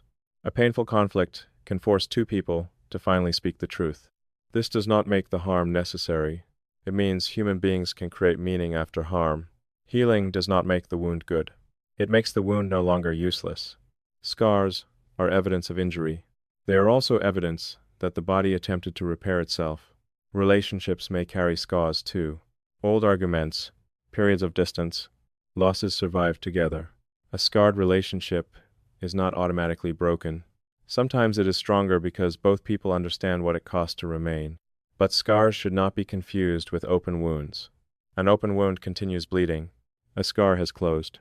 If the same harm continues repeating, the relationship is not healing. It is cycling. Love must be honest enough to know the difference. Are we growing, or merely recovering before the next injury? Are apologies creating change, or only restarting the pattern? Are we building something new, or repeatedly returning to the same emotional ruins? These questions require courage, because sometimes the answer threatens the story we want to believe. But truth is kinder than prolonged illusion. Truth may hurt immediately. Illusion hurts repeatedly. And love, when mature, becomes committed to truth, even when truth changes everything. This brings us back to the invisible nature of love. You cannot see sincerity directly. You see patterns. You cannot see commitment. You see choices. You cannot see respect. You see how someone treats your boundaries. You cannot see transformation. You see behavior that no longer repeats the past. The invisible becomes known through evidence. This is true of every meaningful force. You cannot see gravity. You see what it holds. You cannot see time. You see what it changes. You cannot see love. You see what it creates. Does it create honesty, safety, growth, courage, compassion, or does it create fear, confusion, dependence, and self-erasure. The effects reveal the force. This does not mean love must always create happiness. No real relationship does. Sometimes love creates grief, because loss is inevitable. Sometimes it creates discomfort because truth is required. Sometimes it creates sacrifice.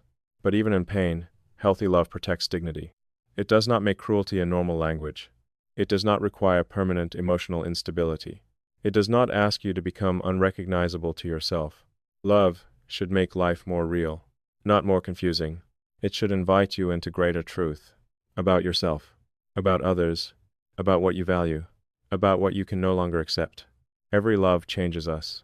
The question is whether the change brings us closer to ourselves or farther away. Some relationships teach us to hide. Others teach us to speak. Some teach us to fear closeness. Others teach us that closeness can be safe. Some make us doubt our instincts. Others help us trust our inner voice again. And sometimes, the most important love in our life is not the one that stays forever.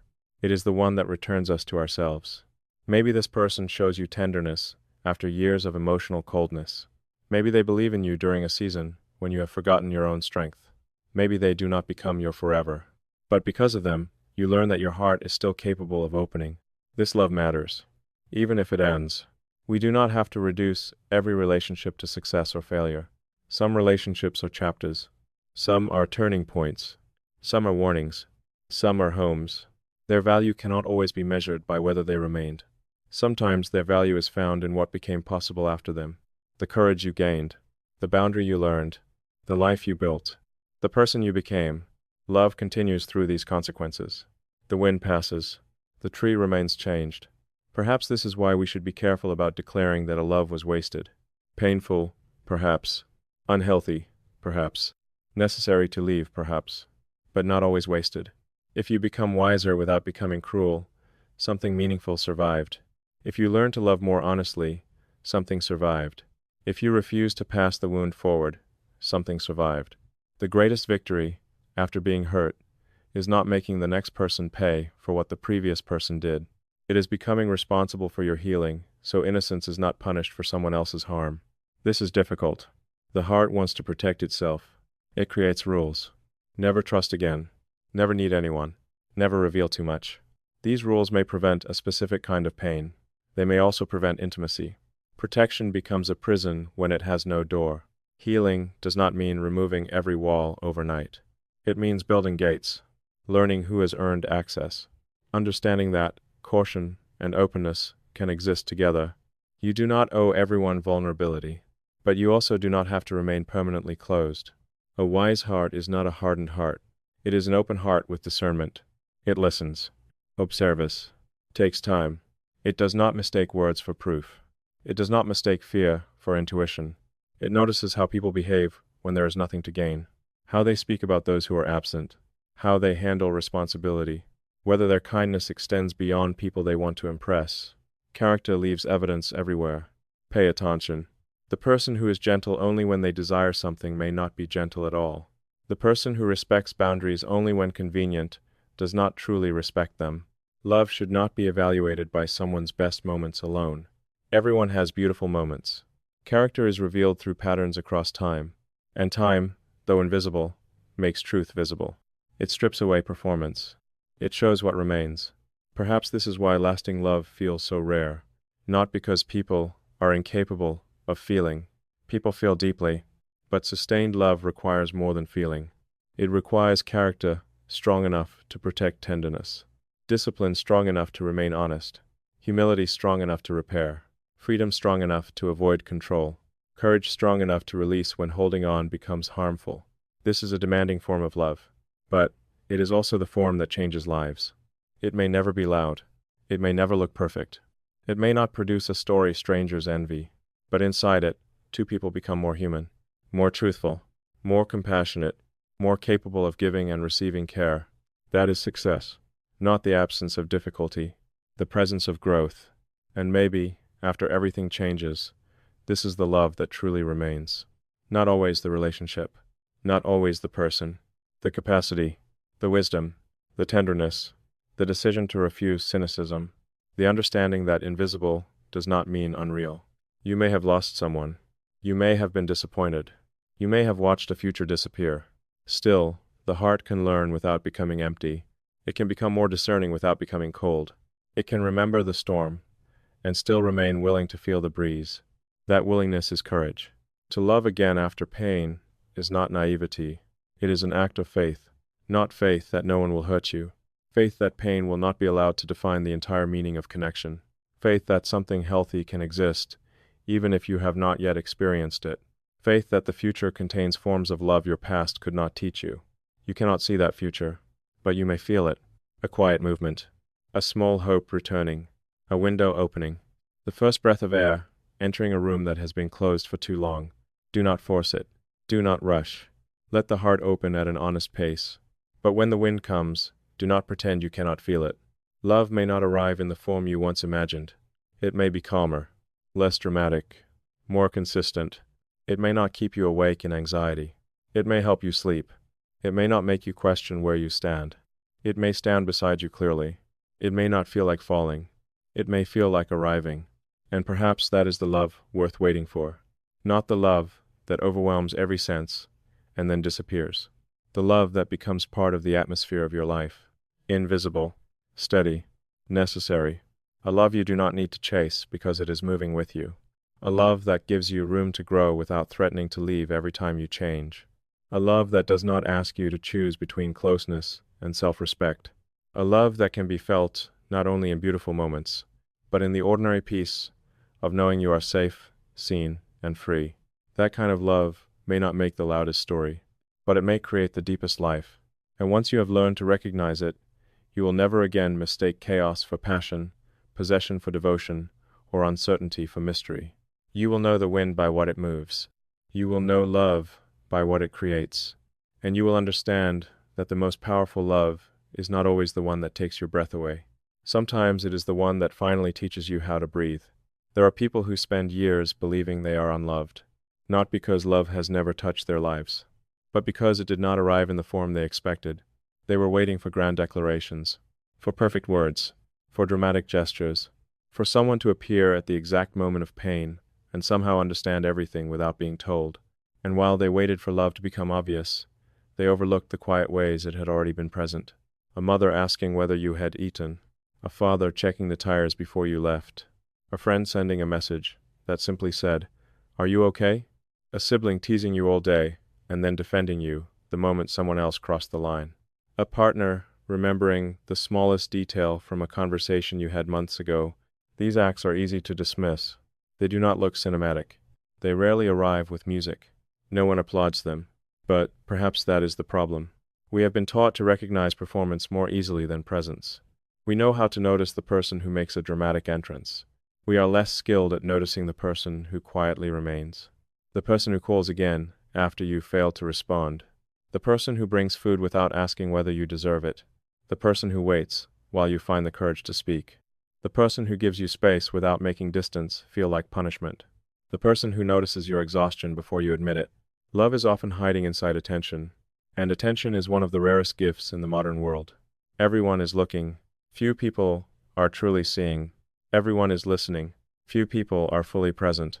We live surrounded by messages, images, noise, and constant movement. Yet many people feel emotionally invisible. They are observed, but not known. Contacted, but not understood. Surrounded, but alone. That is why genuine attention feels so powerful. When someone looks at you and notices what you are not saying, something inside you softens. When someone remembers what matters to you, the heart receives a quiet message. You exist clearly in my world. This is what love does. It makes another person feel real. Not useful. Not impressive. Real. There is a difference. Some people love the role you perform in their lives. They love what you provide. The comfort, the advice, the status, the attention, the stability. But loving what someone gives is not always the same as loving who they are. Real love remains curious about the person beneath the role. It asks the strong one whether they are tired. It asks the cheerful one whether the smile is genuine. It asks the dependable one what they need. It notices when someone who is always available suddenly grows quiet. This kind of attention requires patience because people rarely reveal their deepest needs directly. They say, "I'm fine," They say, "It doesn't matter." They say, "I can handle it." Sometimes these words are true. Sometimes they are invitations disguised as conclusions. Love listens not only to the sentence, it listens to the silence around it. The pause, the change in tone, the eyes that look away too quickly, the energy that feels different. You do not need to become responsible for reading every hidden emotion. Love is not mind reading, but care creates curiosity. It asks one more question, not aggressively, gently. "Are you sure? Do you want me to stay? Would it help to talk?" 3 simple questions can become a doorway, and sometimes a person has been waiting for that doorway for years. Many people do not speak because they believe their pain will become a burden. They learned early that sadness makes others uncomfortable, that fear should be hidden, that needing reassurance is weakness. So they become skilled at appearing fine. They carry storms behind calm faces. Then someone notices, not perfectly, but sincerely, and that moment can feel like air entering a sealed room. The pain does not disappear, but isolation weakens. This is why presence matters, even when solutions are impossible. You may not know what to say to someone who has lost a parent. You may not know how to comfort a friend whose marriage has ended. You may not know how to help someone facing illness, failure, or uncertainty. Love does not always require an answer. Sometimes it requires the courage to remain near a question, to sit in the silence, to allow grief to be grief, to resist the urge to turn another person's pain into a lesson before they have finished feeling it. We often rush to fix because helplessness makes us uncomfortable. We offer advice too quickly. We explain, we compare, we say, everything happens for a reason. Perhaps it does. But reason is not always what a wounded heart needs first. Sometimes the heart needs witness, someone to say, "I do not understand exactly what you are feeling, but I am here." Those words may seem small. They are not. They tell the suffering person they do not have to perform recovery. They do not have to protect everyone else from their grief. They can be unfinished, confused, quiet, human. The gift is not the perfect sentence. The gift is permission. Permission to feel. Permission to pause. Permission to stop pretending. This is one of the purest forms of love, because it asks for very little in return. It does not need to become the hero. It does not need recognition. It does not transform another person's pain into evidence of its own goodness. It simply stays. Like wind moving through an open window, presence changes the atmosphere without demanding attention. And maybe this is why we fail to recognize so much love. We look for what is dramatic instead of what is dependable. Dependability is not exciting at first. It does not create the same emotional intensity as uncertainty. A person who arrives when they say they will may not create anxiety. A person who communicates clearly may not keep you guessing.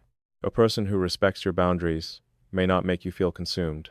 To a nervous system, accustomed to inconsistency, this kind of love can feel strangely quiet. Some people mistake that quiet for the absence of chemistry. But perhaps what is absent is not passion. Perhaps what is absent is fear. No wondering whether they will disappear. No constant decoding. No emotional punishment. No cycle of closeness and withdrawal. At first, peace can feel unfamiliar, and what is unfamiliar can feel uninteresting. This is one of the ways the past can distort what we recognize as love. If love once arrived with chaos, chaos may begin to feel romantic. If affection once had to be earned, distance may feel attractive. If approval once appeared unpredictably, inconsistency may create obsession. The mind interprets uncertainty as a problem to solve. The heart believes winning the person will finally repair the old wound. But the person in front of you cannot rewrite the past by repeating it. You do not heal abandonment by pursuing another unavailable person until they choose you. You heal by learning that love does not need to be chased in order to be real. Love may require effort. Every meaningful relationship does. But mutual effort feels different from pursuit. In mutual effort, both people move. Both communicate. Both repair. Both make room. In pursuit, one person keeps reaching while the other controls distance. The reaching person calls this devotion. Often, it is exhaustion. There is dignity in recognizing the difference. Healthy love does not make you feel ashamed for having needs. It may not meet every need. No person can, but it allows needs to be discussed. You can say, "I need reassurance. I need time. I need honesty. I need more consistency."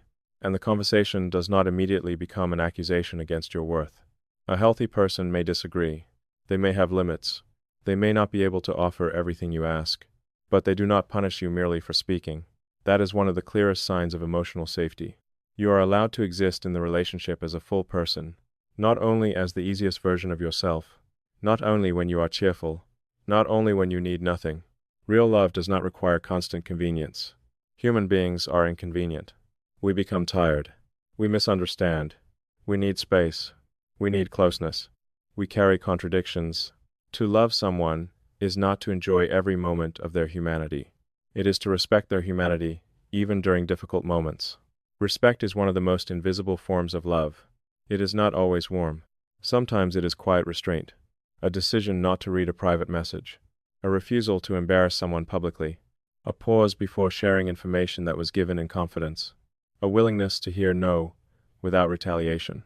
These acts may seem less romantic than flowers, but flowers cannot create safety without respect. A person may shower you with gifts and still ignore your boundaries. They may speak beautifully and still humiliate you during conflict. They may claim devotion and still treat your privacy as their property. The visible gesture cannot compensate forever for the invisible damage.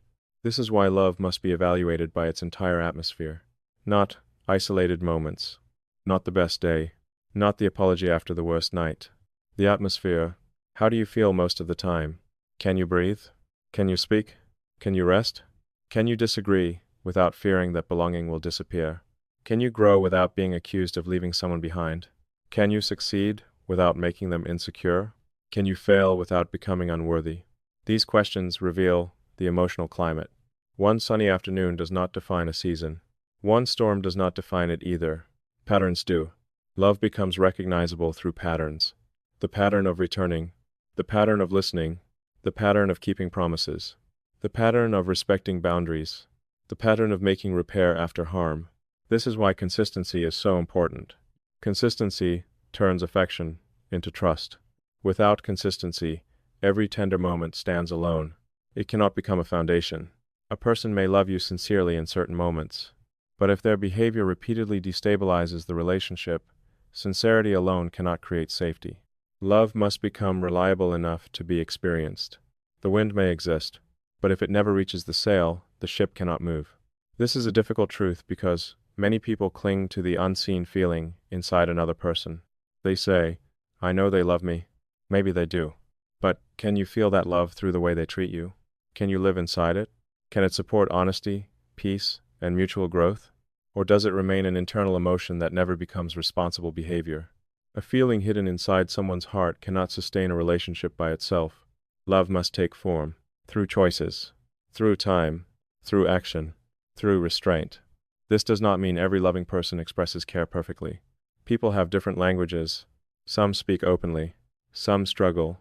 Some show love through service. Some through presence. Some through protection. But regardless of language, love must eventually become understandable to the person receiving it. Otherwise, two people can spend years loving each other while both feel emotionally abandoned. One says, "I work hard for you." The other says, "But you never listen to me." One says, "I give you space." The other says, "But I feel alone." One says, "I tell you everything." The other says, "But you never ask how I feel." Neither person may be lying.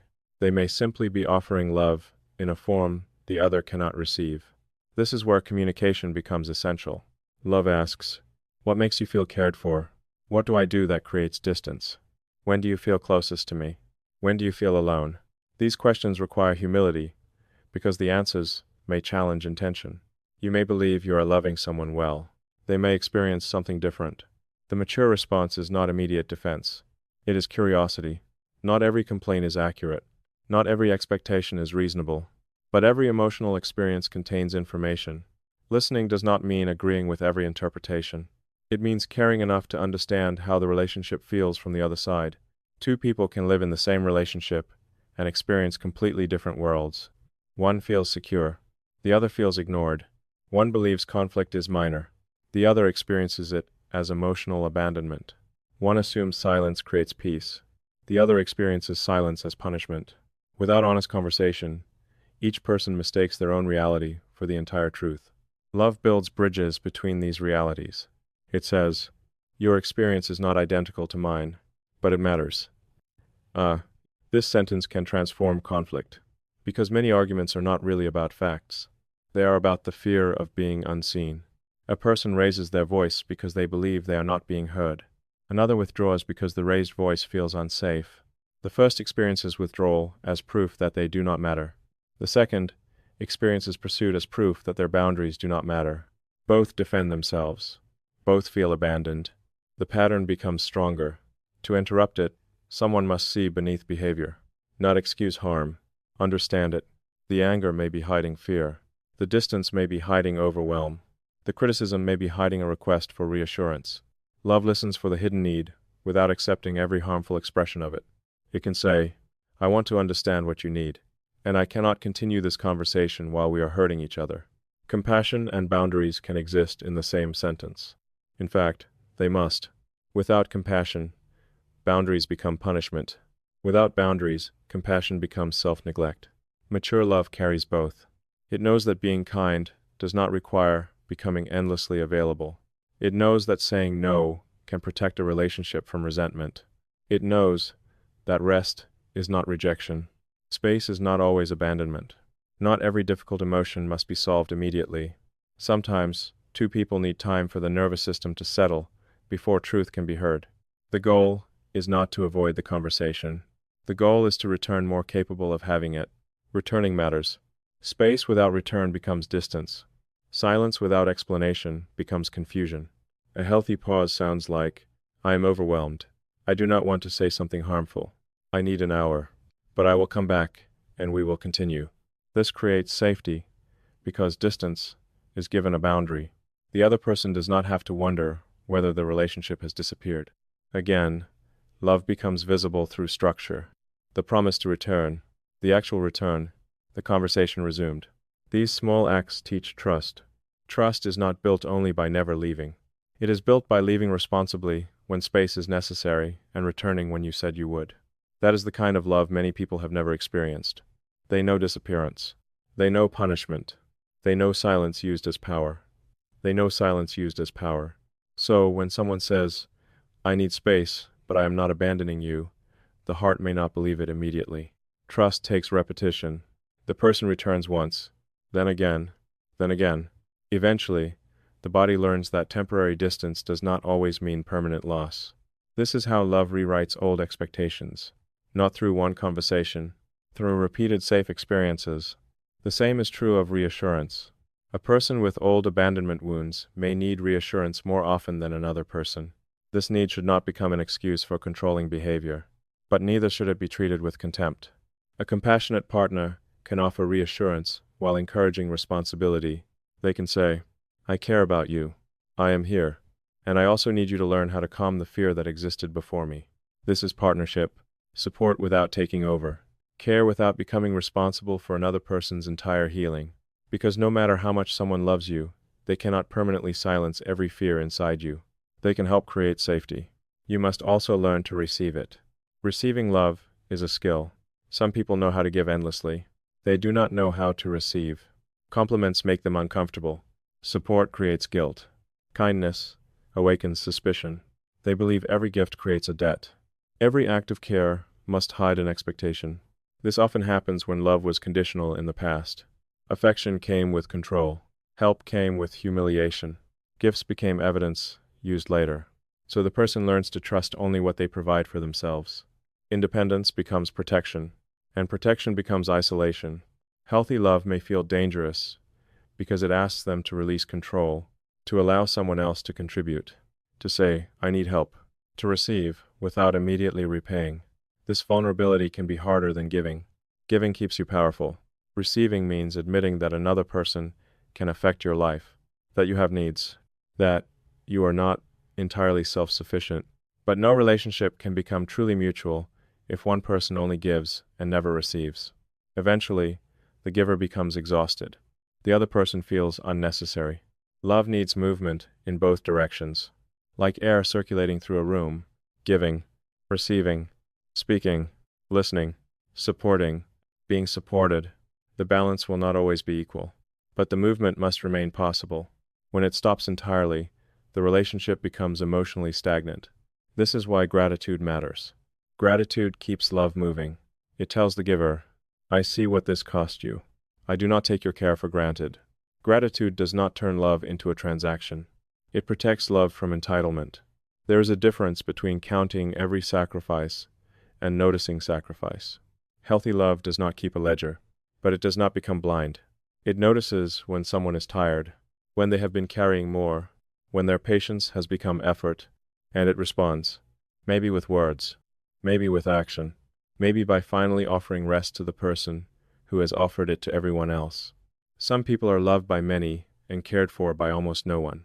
They are dependable, strong, resourceful. Everyone calls them in crisis.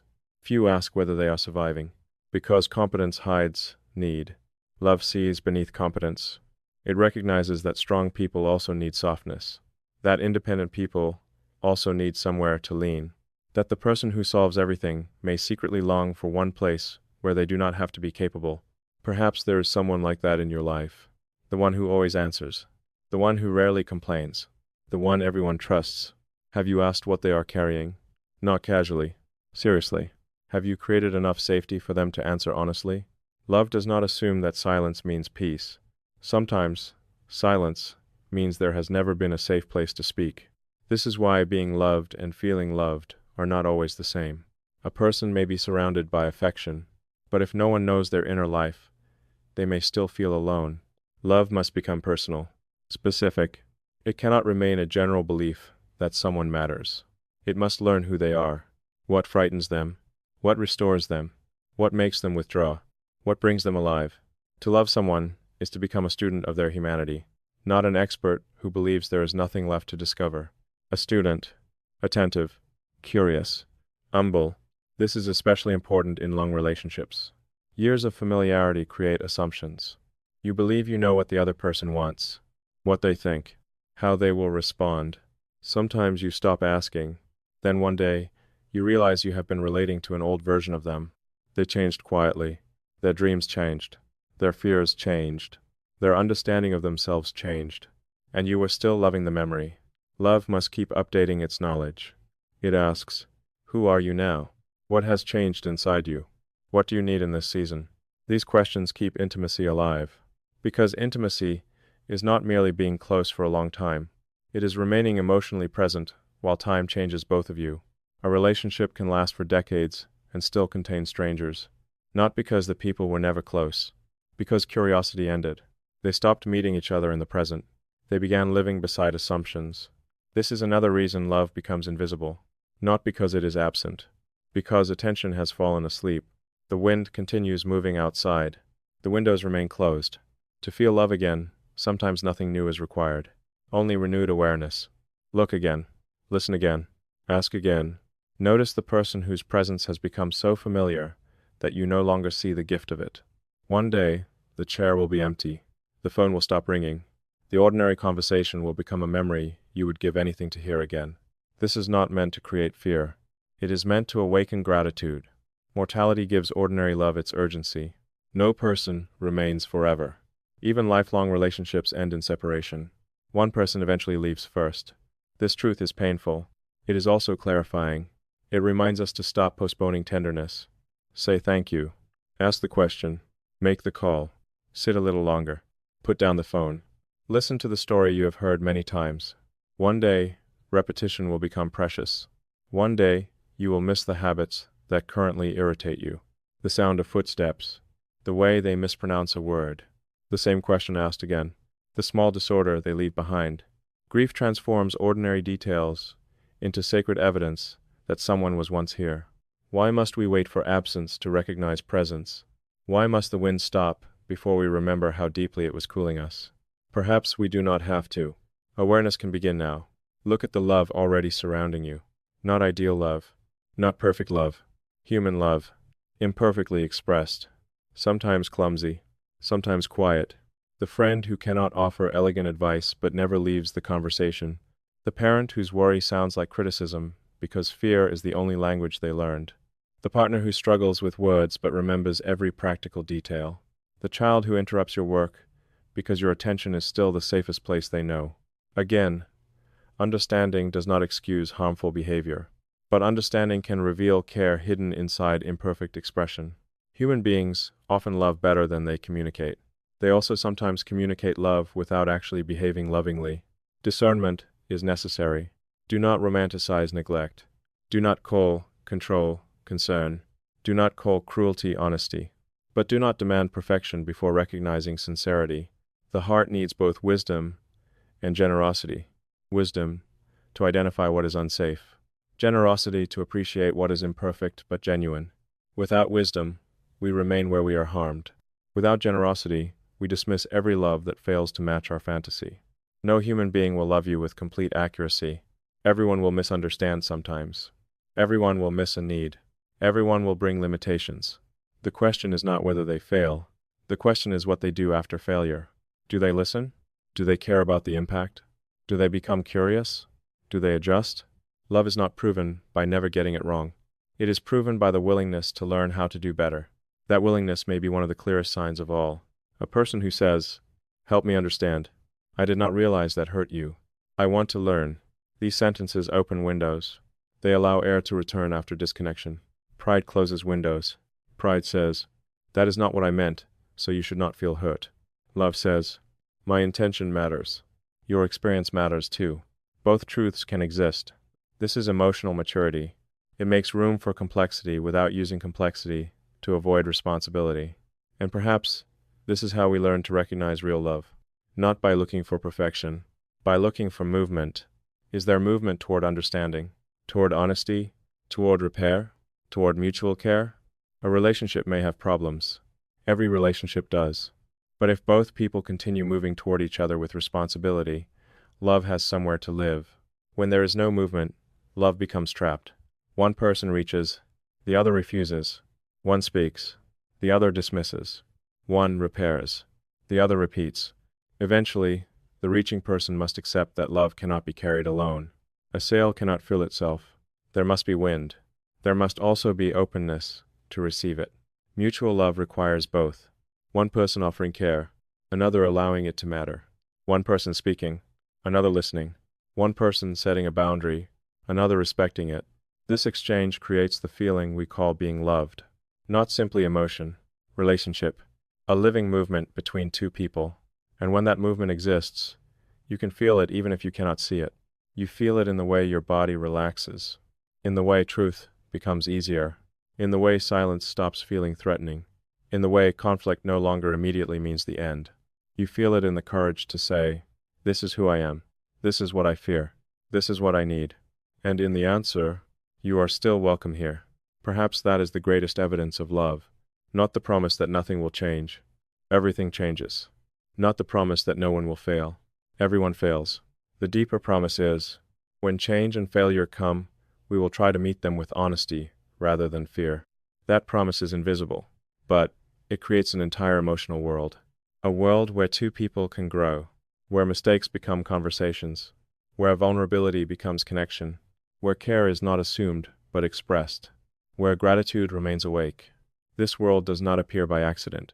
It is built, one moment at a time, one question, one apology, one kept promise, one evening when someone chose to listen instead of defend, one morning when someone noticed the other was tired, one boundary respected, one difficult truth spoken gently.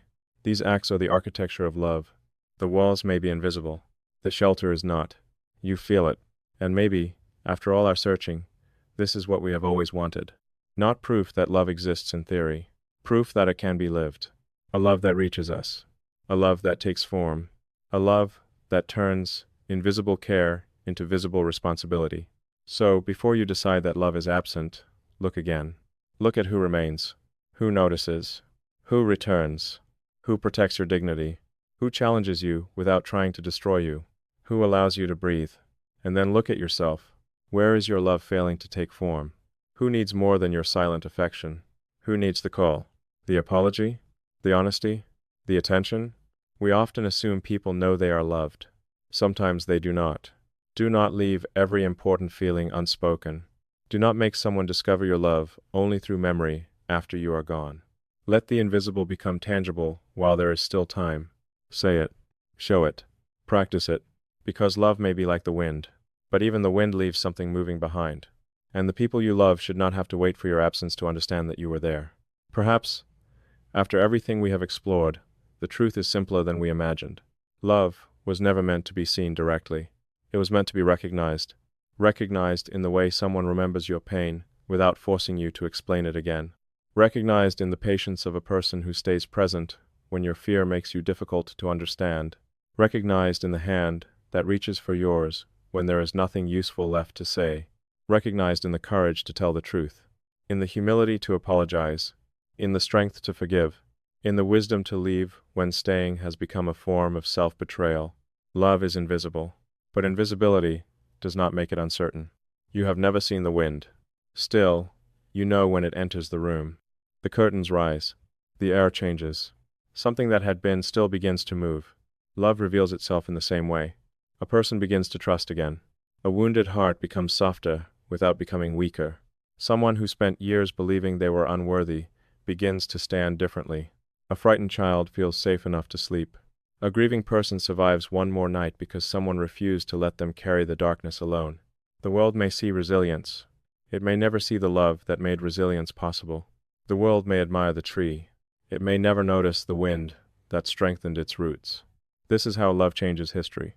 Quietly, not only through famous sacrifices or unforgettable stories, through ordinary people making invisible decisions every day. A parent choosing patience after a long and exhausting day. A partner choosing honesty instead of avoidance. A friend choosing to call when silence would have been easier. A stranger choosing kindness without knowing how desperately it was needed. These moments appear small because we measure importance by visibility. But a moment does not need an audience to become life-changing. Some of the most important things that ever happened to you may have taken place without anyone else knowing. A sentence that restored your hope. A look that told you that you were understood. A conversation that stopped you from making a decision you could not undo. A person who believed in you before there was any visible reason to believe. There was no applause, no photograph, no evidence preserved for the world. Still, your life moved in a different direction. That was the wind. That was love. And perhaps you have been that force in someone else's life without realizing it. Maybe they never told you. Maybe the message you sent reached them during the loneliest night of their life. Maybe your encouragement remained inside them for years. Maybe the kindness you barely remember became a memory they returned to whenever the world felt cruel. We rarely understand the full effect of the love we give.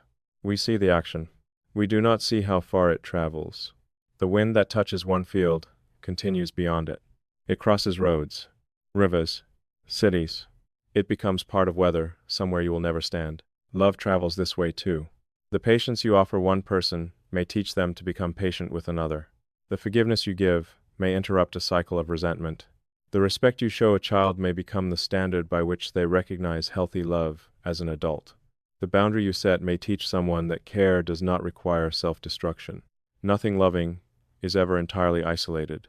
It enters the world and becomes part of what happens next. This does not mean every act of love produces the result we hope for. Sometimes people reject what we offer. Sometimes kindness is misunderstood. Sometimes forgiveness does not restore a relationship. Sometimes love cannot save another person from choices they continue making. Love is powerful, but it is not control. To love is not to guarantee an outcome. It is to choose the quality of your presence, even when the outcome remains uncertain. You can offer truth. You cannot force someone to accept it. You can offer support. You cannot make someone heal. You can open the window. You cannot command the wind. This is where love requires surrender, not passivity. Surrender. The acceptance that another person is not an extension of your will, that they possess freedom, that they may choose differently than you hoped, that they may leave, that they may misunderstand you, that despite your most sincere effort, some stories will not end the way you wanted. Mature love does not deny this pain. It simply refuses to turn pain into possession. It says, I care for you, and I accept that I cannot own your path. This is one of the purest forms of love, because it releases the demand for control. You may remain. You may leave. You may support from a distance. You may grieve. But you stop confusing love with the power to determine another person's life. Even the wind does not decide what every tree must become. It moves through the branches. Each tree responds according to its roots, its strength, its season, and the ground in which it has grown. Some bend, some resist, some break, some become stronger. Love can touch a person deeply and still meet places inside them that are not ready. This does not make your love meaningless. It means love must respect reality. Perhaps you have spent years trying to prove your love to someone who could not receive it. You explained, waited, forgave, returned. You believed that one more sacrifice would finally make them understand. But love cannot always be proven through giving more.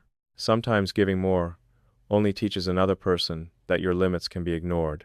Sometimes the most truthful expression of love is withdrawal, not as punishment, as acknowledgement. I cannot continue carrying what belongs to both of us. I cannot make you value what you repeatedly choose to neglect. I cannot destroy myself to prove that my heart is sincere. The wind moves. It does not beg the closed window to open forever. This is not bitterness. It is the point where love becomes inseparable from dignity. Dignity does not make the heart cold. It gives the heart a home. It says, my love has value. My presence has value. My forgiveness is not permission for endless harm. My compassion does not require my disappearance. These truths are not selfish. They protect love from becoming distorted. Because when love has no boundaries, it can slowly become fear. Fear of being abandoned. Fear of disappointing others. Fear that saying no will make you unworthy. Then sacrifice is no longer freely given. It is demanded by anxiety. Real love creates room for choice. You give because you choose to give. You remain because remaining is honest. You forgive because your heart is ready, not because someone pressures you to forget. You leave because truth requires it, not because love was absent. Everything returns to freedom. Without freedom, love becomes obligation. Without responsibility, freedom becomes carelessness. Mature love holds both. It says, you are free, and your choices have consequences. I love you, and love does not erase what is real. This is why love is not merely softness. Love is clarity. Love can comfort. Love can confront. Love can embrace. Love can close a door. Love can whisper, stay. Love can say, this must end. The form changes. The intention remains rooted in truth. And truth is what allows love to remain clean. Without truth, love becomes fantasy.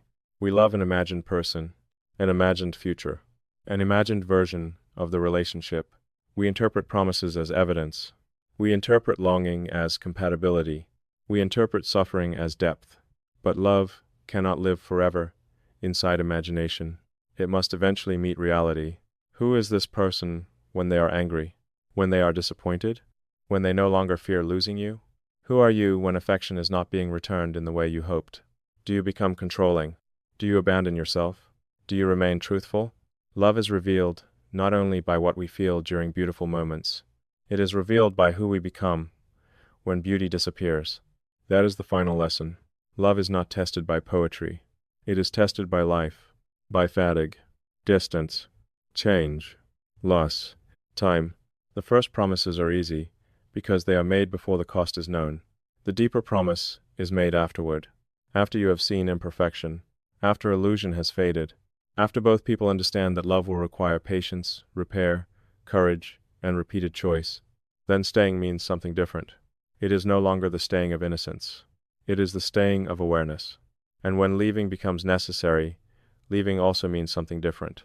It is no longer rejection of everything that was shared. It is acceptance of what can no longer be continued. Both can be acts of love. The wisdom lies in knowing which truth belongs to your life. No stranger can make that decision for you. No quote can contain the full complexity of your story. You must become quiet enough to hear what your fear, your attachment, and your pride have been trying to drown out. When you imagine staying, does your soul expand or disappear? When you imagine leaving, do you feel only grief, or is there also relief? Are you protecting a relationship, or protecting yourself from the pain of accepting that the relationship has already changed? These are difficult questions, but love has never promised us an easy life. It promises a deeper one, a life in which we learn that vulnerability is not weakness, that boundaries are not cruelty, that forgiveness does not always require reunion, that being loved is not the same as being possessed, that losing a relationship does not mean losing the ability to love, and perhaps most importantly, that love is not something we simply wait to receive. It is something we become capable of embodying. Every day, You are teaching the people around you what your version of love feels like. Through the way you listen, the way you disagree, the way you respond to weakness, the way you protect what was shared in trust, the way you behave when you are no longer getting what you want. Your words matter, but your atmosphere matters more. Do people breathe more easily around you? Can they tell the truth? Can they make a mistake without becoming worthless in your eyes? Can they grow without threatening your identity? Can they say no? Can they be silent? Can they be fully human? This is the legacy of love.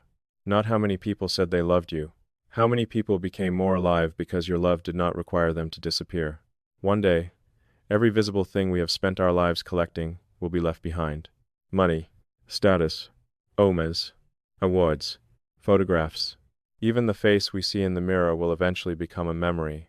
But the invisible things may continue. The confidence you gave someone, the tenderness you taught, the fear you helped calm, the dignity you protected, the cycle of pain you decided not to pass forward. These become part of other lives. They continue beyond your presence. Perhaps this is the closest human beings come to touching eternity, not by being remembered by everyone, by becoming part of the goodness someone else carries forward. You may never know their name. You may never see the final result. But love does not require complete visibility in order to matter. The wind does not watch every seed it carries become a tree. It simply carries it. So love while you are here. Not perfectly. Honestly. Say the words that should not remain trapped behind pride. Offer the apology. Make the call. Ask the deeper question. Sit beside the person who is hurting. Thank the person whose quiet presence has become so familiar that you almost forgot how precious it is. And when a relationship has become harmful, love yourself enough to stop calling suffering devotion. Open the window. Let truth enter. Let gratitude enter. Let grief enter. Let hope enter. Life does not remain still. People change. Seasons turn. Those we love arrive and leave. There is no way to hold every moment, but we can be present inside it. We can stop demanding that love prove itself through spectacle. We can begin noticing its quiet movement. The meal prepared. The message remembered. The boundary respected. The hand held. The truth spoken gently. The person who returned. The person who let us go with dignity. These are not small things. These are the invisible forces from which a human life is built. Maybe you have spent years believing love had forgotten you. Look again. Perhaps it was never absent. Perhaps it was simply quieter than your expectations. Perhaps it did not arrive as passion. Perhaps it arrived as protection, as friendship, as guidance, as the strength to leave, as the courage to begin again. Perhaps love was the reason you survived moments you thought would destroy you. You called it strength. Maybe strength was simply love moving inside you after every visible source of comfort had disappeared. That is what the wind does. It enters without being seen. It touches what has become still. It reminds the world to move. And that is what love has always done. It moves through mothers and fathers, through friends and strangers, through beginnings and endings, through forgiveness and boundaries, through presence and absence. It moves through us, then beyond us, invisible, uncontrollable, undeniable. You cannot hold it. You cannot command it. You cannot always explain it. But when it is real, something changes. A closed heart opens. A lost person finds direction. A frightened soul remembers how to breathe. And maybe that is enough. Maybe love was never meant to satisfy the eyes. Maybe it was created for the soul. So when you wonder whether love is real, do not search only for what can be displayed. Look for what has moved. Look at who you were before kindness reached you. Look at who you became because someone believed. Look at the courage that appeared when you thought you had none. Look at the peace you feel beside the person who never asks you to pretend. There is your evidence. There is your answer. Love is like the wind. You cannot see it, but you can feel it. And sometimes, the most beautiful life begins the moment you finally stop trying to see love, and become still enough to feel that it has been surrounding you all along. If this message found you during a season of loneliness, grief, healing, or uncertainty, remember this. Not every form of love makes noise. Some love protects you quietly. Some love teaches you through loss. Some love returns you to yourself. And some love is already moving toward you through a future you cannot yet see. Share this message with someone whose presence has felt like the wind, quiet, invisible, but impossible to forget. And in the comments, tell us, what small, invisible act of love changed your life? Because your story may become the breeze that reminds another person they are not alone.